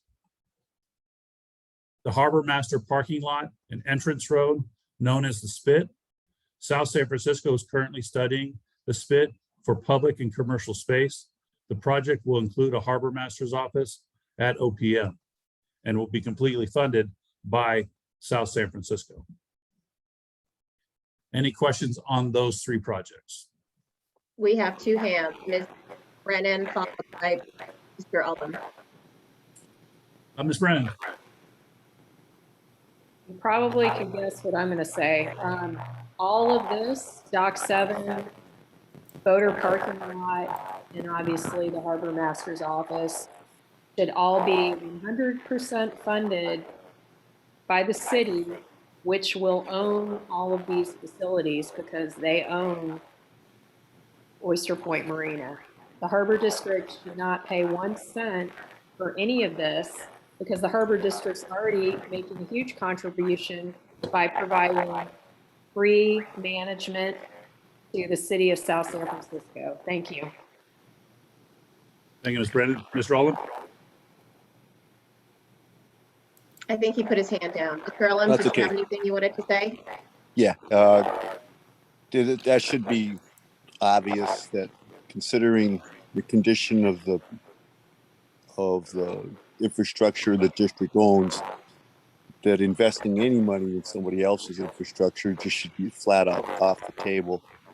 I know that if asked, we will be told that we are obligated to in certain circumstances because of agreements made specifically by Virginia Chancarelli and Tom Matoush. There is no real justification for them. The Harbor District is an enterprise operation. So it's really hard. Maybe someone can explain it to me why such a small district like ours, the one we care about, with such limited funding and such challenging problems, would be spending probably about at least half of its resources, money, bandwidth on somebody else's basically failed project. Thank you. Thank you, Mr. Ullum. I don't see any other hands raised, so we'll move to the next slide. This slide is based on, again, on the survey by GHD, and they are listed as high priority projects that should be addressed in the next 2 to 5 years. The first is the East Dock 11 gangway support platform. The East Dock is currently the newer concrete dock, but the gangway support platform does need to be addressed for safety. The seawall cap, the Harbor Master's office building roof, the maintenance building exterior, and then the maintenance building interior, Marina Boulevard from boat launch to the boat trailer parking, the upper parking lot, the electrical switchgear cabinets, and landscaping. The electrical switchgear cabinets are the ones down by the current pump station. With respect to the landscaping, the switchgear cabinets, paving of the upper parking lot and Marina Boulevard, this may be addressed by South San Francisco at no cost to the district. The district is currently working with South San Francisco on these possibilities under the Oyster Point development. The Harbor Master's roof is being addressed by South San Francisco during the Spit Improvement Project, in which they will provide a Harbor Master's office, a new one. And then the seawall cap and the maintenance building repairs, those are not currently on the district's capital improvement plan. And if deemed necessary or important enough, they need to be placed on there. Any questions with any of those projects or of what I've said with regard to them? Ms. Ms. Brennan? Yeah, thanks. So first of all, why in the world is the San Mateo County Harbor District doing a master plan for Oyster Point Marina when the district doesn't even own the land or any of the facilities at Oyster Point? The master plan should be done by the city of South San Francisco that owns the facilities and owns the land. This is absurd waste of taxpayer funds, and I completely object to the whole concept. Secondly, the master plan should explicitly limit capital expenses and infrastructure projects at Oyster Point Marina to the bare minimum needed to meet contractual obligations with the city of South San Francisco, which owns the property. Nothing more. Thank you. Thank you, Ms. Brennan. Mr. Olam? It was good to see that South City is paying for some of the infrastructure it should be paying for. But again, it's pretty clear that this half of the presentation doesn't make any sense. It should be going on up at the city council meeting up in South San Francisco. These are really their decisions to make. These would be recommendations you might make to the city council up there, but you're the manager. I mean, it's a management agreement. It's been made clear multiple times that if you walked away tomorrow, none of that stuff's going to go with you, anything we spend out there. And there's even Commissioner Matoush has made that observation about they don't even have a fuel dock out at Oyster Point anymore because it had to be shut down. It's really kind of weird that this is going on. Thank you. Thank you, Mr. Olam. I don't see any other hands raised, so we'll move on to the next one. These items are projects or issues that have been identified as a moderate priority based on a survey conducted by GHD, and that they should be addressed in the next 10 to 20 years. Is the ferry terminal lot, the sidewalk bay trail, and windsurfing launch. With respect to the ferry terminal lot, the district would expect funding to be provided from an outside source, for example, WEDA. Next slide. And finally, for Oyster Point Marina, this slide lists low priority projects that should be addressed in 20 plus years. Guest Dock 8 platform, East Dock 11 platform, shoreline rock slope protection. We listed a harbor master's office, but again, as discussed, that will be replaced by South San Francisco. Maintenance building, interior upgrades, restrooms 1, 2, and 3, landside utilities, boat launch ramp, and public fishing pier. I'll stop there for any questions on those projects in the previous slide. Ms. Brennan? Again, I'm just so frustrated that the district is wasting money and having a GHD, and they are not cheap. They charge a lot. Having GHD do a condition survey on facilities that the district doesn't own. This is not appropriate. That money should be spent on facilities and lands owned by the district. We are getting into city business here. This is inappropriate. Stop spending the district's money on things that are the city's ownership. It just doesn't make any sense at all. This is misuse of public funds. It's outrageous and it needs to stop. Thank you, Ms. Brennan. Commissioner Lorena? Thank you. Just a quick comment. I am on the record probably a million times stating this, what John Olam and Sabrina Brennan were saying about South San Francisco, that it is a management contract, not a management and build contract. However, I believe that the district, and this should be part of our master plan somewhere, and I think it warrants discussion if it's not on the list, is that we should use our influence over South San Francisco, what little influence we may have, to encourage projects that are happening there, especially during this construction phase, that prioritize public access, equitable public access, and also environmental protection. Those are things that won't cost us money. They're really important. Thank you, Commissioner Lorenz. Mr. Owen? And just to amplify what Ed said, there is a lot of need over in South City for open space. As people who are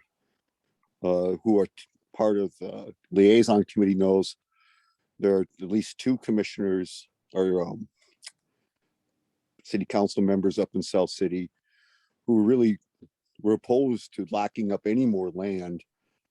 They wanted to preserve open space. And I noticed that as part of this discussion, there really has been no talk about access issues for, people who are handicapped or for providing recreational opportunities for people who don't normally get a chance to go out to a marina or out to the harbor. And it seemed like there's a lot of opportunity, would be hopefully when they're done construction out there in Oyster Point, there would be some opportunities out there to get kids involved, like with windsurfing or kayaking or stuff like that. And I know that would be listed as a mission goal.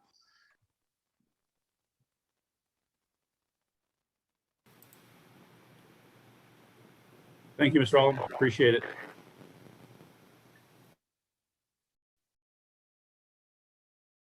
Let's go ahead and move on to the next slide.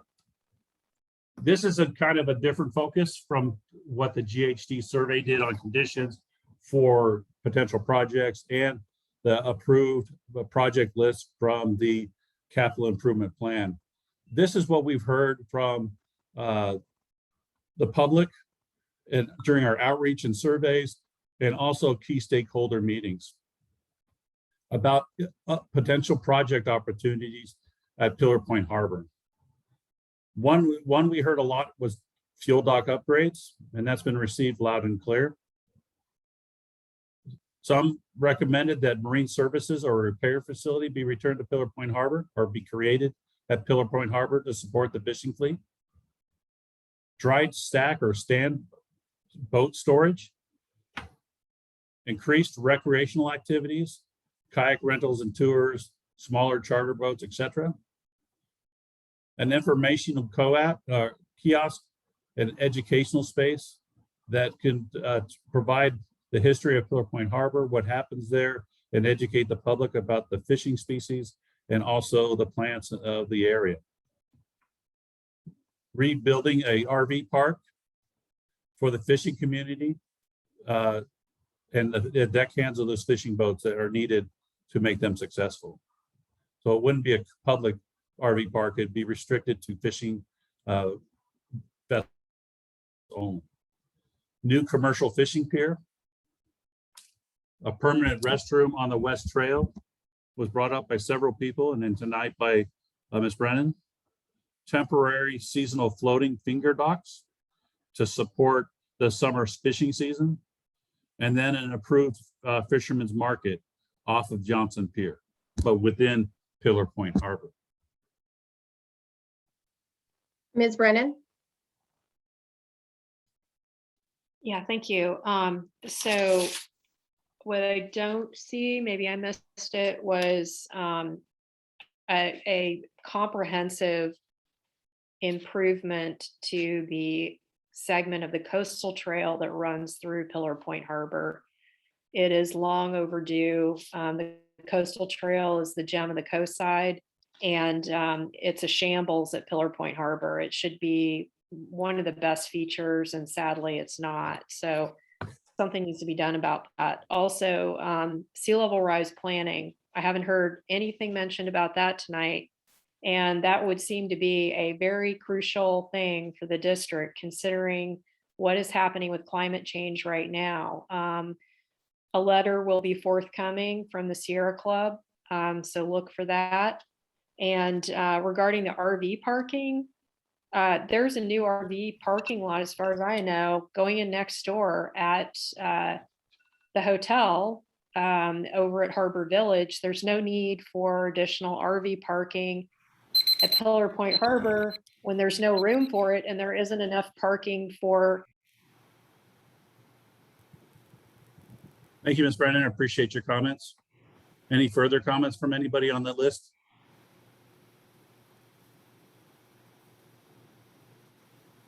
The next slide, it continues with the Pillar Point project for potential opportunities. Again, these are ideas that were provided to us by the public and key stakeholders in the development of this plan. Several people talked about the habitat and native plant restoration projects, which again, the district has on their radar as an approved project, needs to be developed. Water quality improvement projects. Water quality, again, is addressed by every project we do, we consider it. And also under the TMDL, we take a lot of steps towards water quality with the assistance of RCD. Additional visitor serving businesses and educational opportunities, increased collaboration with jurisdictions, including the county, Humboldt Bay, National Marine Sanctuary, county parks, and et cetera. Coordination with the Coastside Recovery Initiative and communication with tourists serving businesses and hotels. And then regular educational opportunities for local schools and communities and educating them on water safety and also what we do in the harbor and marine life. So that's just a continued list of ideas that people came up with that will be considered in the development of the plan. Ms. Brennan?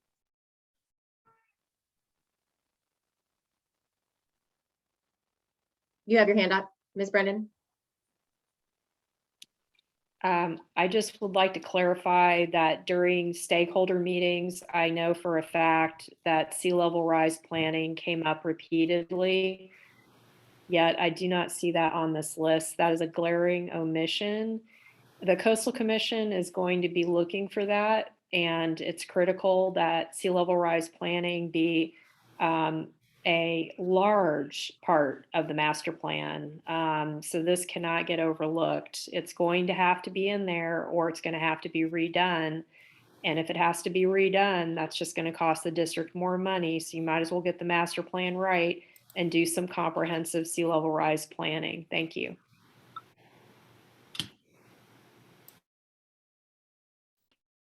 Thank you.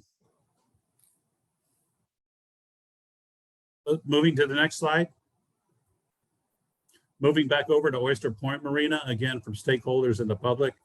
There was a strong demand for a new fuel dock at Oyster Point to replace the old one that was removed, to replace Dock 7 and reconfigure it for increased ferry services, to have a coffee shop or a store at OPM for walkers, bikers, kayakers, and people using the trail and people recreating on the water. Enhanced security, a new bait shop and marine services repair business, and additional visitor serving business and educational opportunities. Once again, these were just brought up by the public and stakeholders in our conversations with them. Ms. Brennan? Yeah, thank you. The taxpayers of San Mateo County should not be paying for security for wealthy yacht owners. I completely object to that. I do not want my property tax dollars going to pay for round-the-clock security or whatever the district is doing for rich people with yachts. I don't have private security at my house. I doubt that most of the people on this Zoom meeting have some private security in their neighborhood. And I don't see why we should be providing that at Oyster Point Marina. The city of South San Francisco has a police department that is very well funded, and there is absolutely no reason for this private security. That's something that the boat owners, if they feel they need, they should get together and pay for themselves. I just think that's totally outrageous that we would provide that. Completely object to spending any more money at Oyster Point Marina related to capital improvement projects We're just there to manage. That's all. Thank you. Mr. Ullum? That's like to know the impact of, in fact, there is no fuel dock out at Oyster Point on current plans to rebuild, I believe it was the docks 11, 12, and 13, or 10, 11, 12, I'm not sure. 3 docks out there at district costs, something like $6 million. And as I understood from the documents that were generated, well, coming up with the plan for the dock replacement, that the goal was to make the docks more attractive to larger boat owners so as to generate more revenue, which makes sense. But I don't see how that's going to work without having a fuel dock at the Oyster Point. So could be discuss any, is there any connection with building out any infrastructure at the Oyster Point in relation to the commitment by the city to build a new fuel dock? Thank you.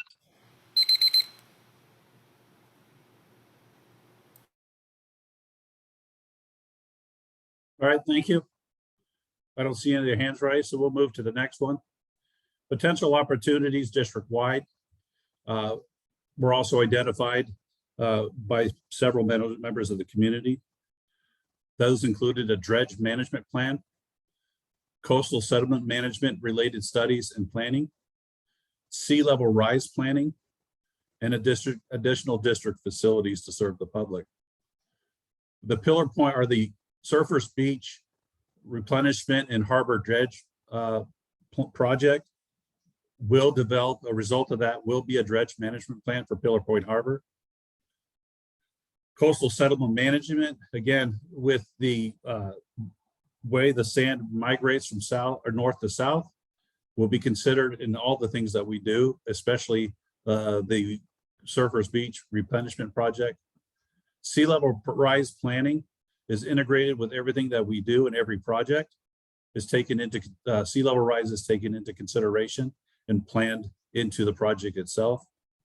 And then looking at additional district facilities that can serve the public or bring in additional revenues. And that's not necessarily, they didn't provide clear examples of that. There was just additional facilities. Ms. Any Brennan? questions on those? Yeah, thank you. So back to sea level rise planning. What I just heard is that the district doesn't want to do a sea level rise plan, but instead says that they're considering it with every project. That does not fly, folks. There has to be a sea level rise plan for the district, a standalone plan. The district is not fully considering the impacts of sea level rise, and to do it piecemeal, project by project, is not the way to go. You can do better. Thank you.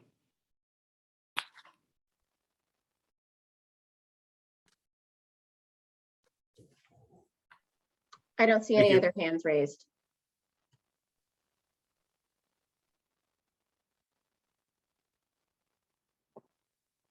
And then master plan opportunities and the evaluations.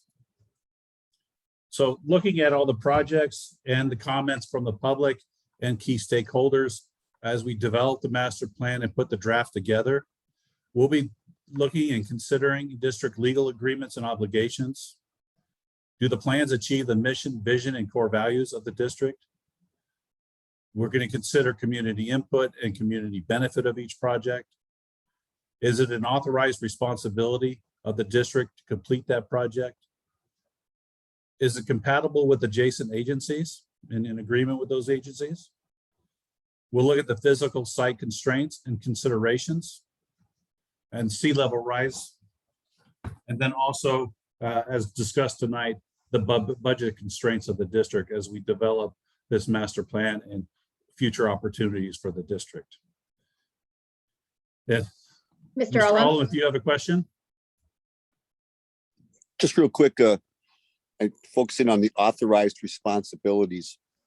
Can you describe some of those responsibilities, what you're talking about there? One of our authorized responsibilities is we're looking at trying to keep the projects within the harbor itself or have a direct relationship to the harbor. In our mission statement and our authorized implementing code from the Harbor and Navigation Code.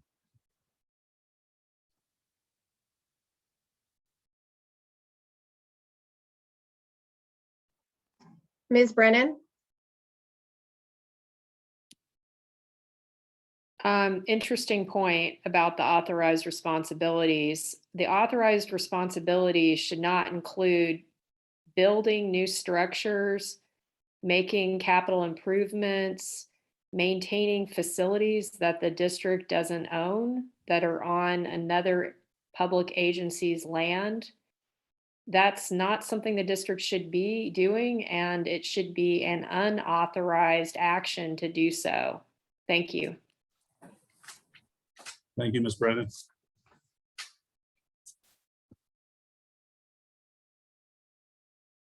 And with that, I'm going to turn the slide deck back over to, I think, Asha. Yes, thank you, Jim.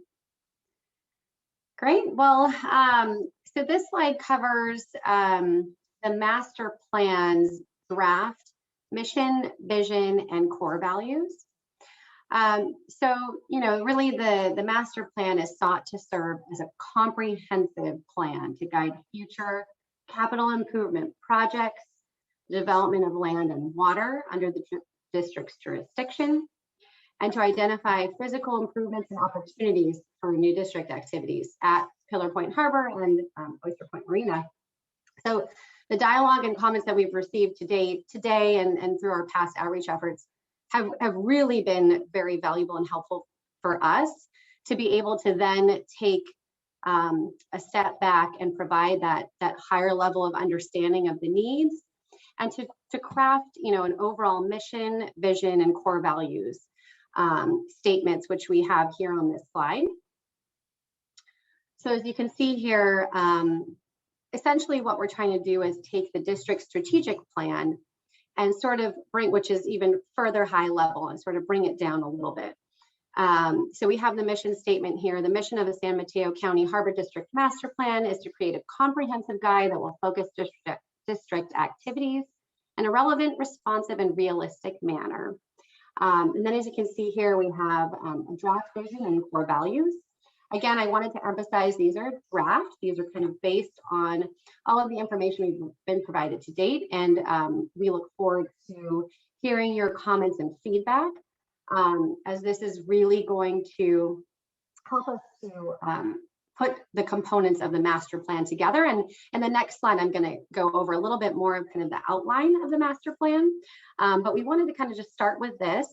And I'm going to go ahead and just take a pause. As you can see, we have the raise hand icon here. And I'm going to take a little pause and let everyone just kind of digest and read through.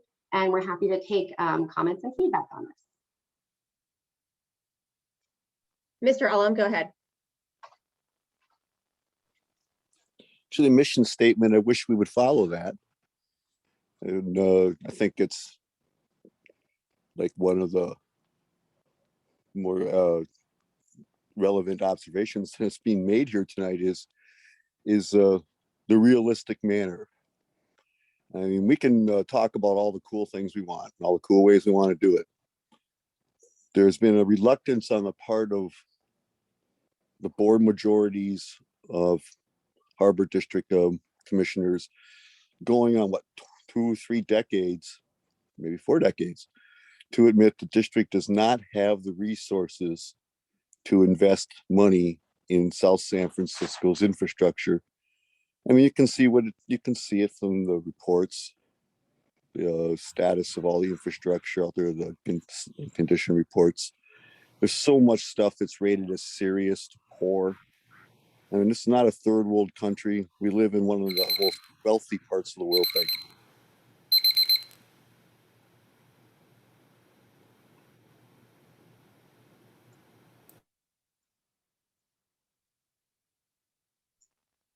Ms. Brennan? Ms. Brennan? I'm here. Thank you. So what I'm struck by with this is that the district has never, to my knowledge, done a comprehensive, in-depth analysis of user needs. There's been these sort of very transient spot checks of a few people here and a few people there. When I talked to the planners that are hired, Jane specifically, I was told that the surveys, you know, at that point had gone out to maybe tops 200 people or something. I don't know if that's improved, but I think we need some statistics on the outreach effort here because last check, it was not good. And this is an opportunity to really dig in and do some serious research on user needs. So if the master plan is supposed to meet all these core values, how can it if we don't even know, you know, who the user?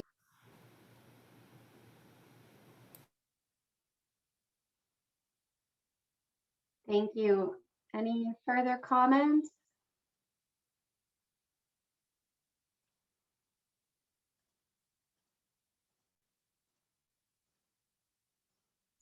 I don't see any other hands raised right now, Masha. Okay, we can go ahead and move to the next slide. Okay, great, thank you. So this is indicating our kind of first stab at a draft of the outline and how we kind of see the master plan flowing through the various components and chapters. So we're planning to organize the master plan into 5 sections. We'll of course start with the first chapter, which will be an overall executive summary, really presenting the overview of the mission, the vision, the purpose of the master plan, kind of an overview of the community engagement that's occurred, as well as a overview of sort of the preferred plan components that have really come out of the community engagement and planning process. Chapter 2 is going to dig into a little bit more on the background, the purpose of the master plan, the vision statement, and the guiding principles, which are really critical and key to the success of the master plan. So it's really important that you know, that you all review and take a look at that and give us your feedback when the draft plan comes out. Chapter 3 is going to cover more of the details of the master plan. So it will present for Pillar Point Harbor and Oyster Point Marina Park. And chapter 4 is going to be an overview of the existing conditions analysis. So it's a lot of the information that, you know, has been presented at our workshops, a lot of the great work that GHD has done on really assessing the actual conditions of the 2 areas. And then chapter 5 will be an in-depth review and summary of the public outreach process, including those, you know, statistics and all of the workshops and surveys and all of that content will be provided within the master plan in chapter 5. Any comments on the master plan outline?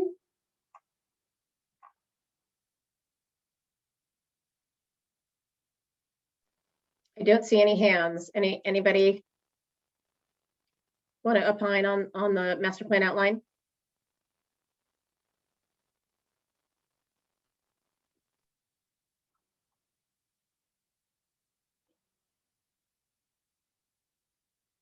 Okay, so with that, here are the several ways to continue to stay connected. And again, we really appreciate everyone's time joining us and participating and hearing all the feedback. You'll see here the website where you can find more information and also links to the recorded workshops.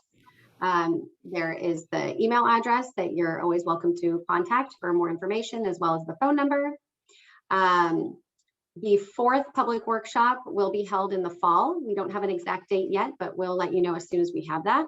So clearly, you know, attending the workshops and also viewing the recorded workshops is a great way also to stay engaged. You can also request a presentation for your board or group, or, you know, if you'd like us to come and present, you can certainly use the contact information here and get in touch with us. And we'll see if we can make that happen. Once the public review draft master plan is released, then of course, review and comment on the master plan is greatly appreciated. And of course, attending the future hearings. Thank you. Commissioner Lorenos, you have your hand up. I do, thank you. I have a question for our consultants, and that is, it's great that you have requested for folks to reach out to you for a presentation. Have you done the reverse of that? Have you reached out to, say, the local groups such as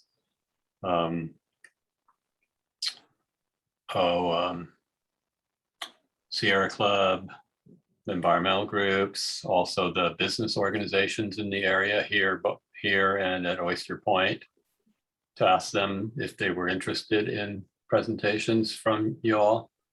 So we reached out to the MCC, Mid-Coast Community Council, which was a few months ago, and I believe that was July.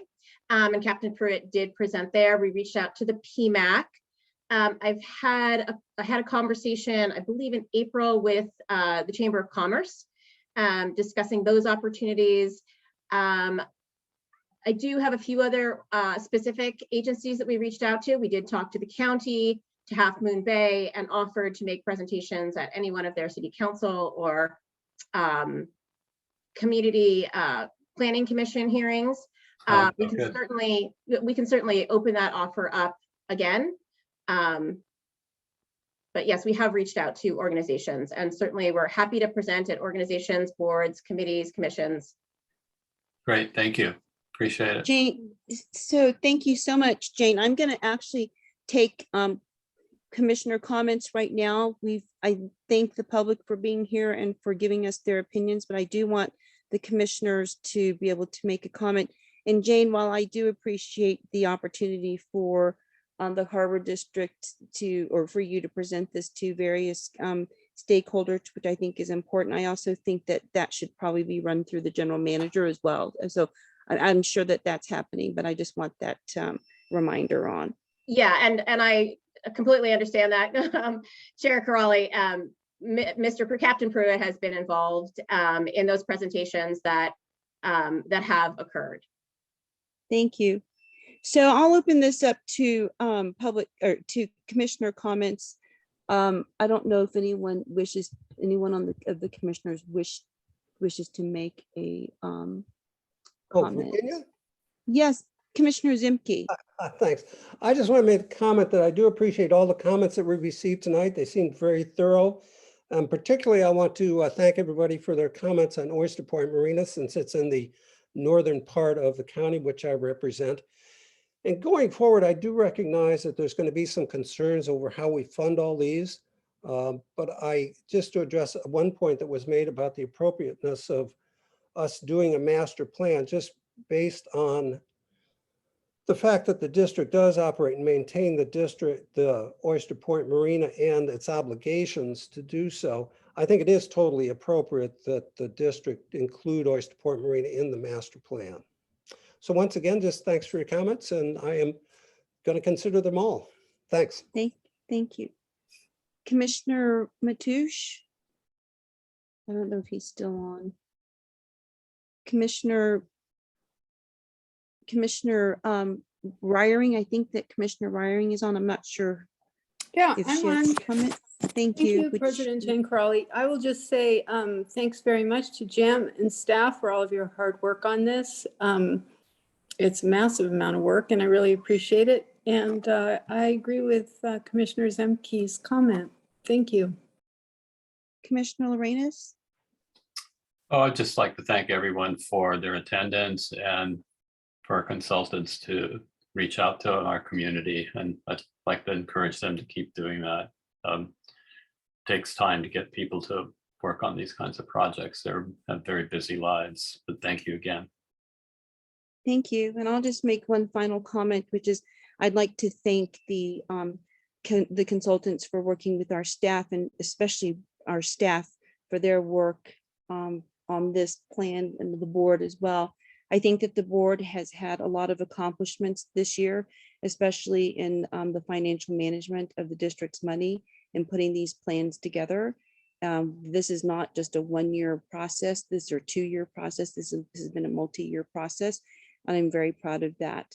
I also want to thank the public for their opinion, for giving us input and feedback. But I also want to thank the public who have reached out to me since these workshops have happened. They're thrilled that we are moving forward with projects like dredging and water safety and environmental protection with sea level rise as an important part of our plan. And the public that I've spoken with, and it extends beyond this Zoom meeting, is particularly happy that our financial management and budgeting can finally be focused on Harbor District business, and has been focused on Harbor District business over the last year and this year. And I'm very proud of the work that this board has done over the last year or two. We've been able to work together, especially this year, in a cohesive manner, and to stabilize the governance of this board and do the people's work. So thank you very much for being here. And with that, I'll entertain a motion to adjourn. Is there a motion to adjourn? So moved. Is there a second? Second. Okay, roll call, please, Melanie. Commissioner Ryring, Aye. Commissioner Mathush, Aye. Commissioner Zemke, Aye. Commissioner Lorenz, We have members of the public that want to ask questions. Is that a no? That was a no. Thank you. Commissioner Chancarelli. Aye. So thank you very much. This meeting is adjourned at 8:17. Thank you.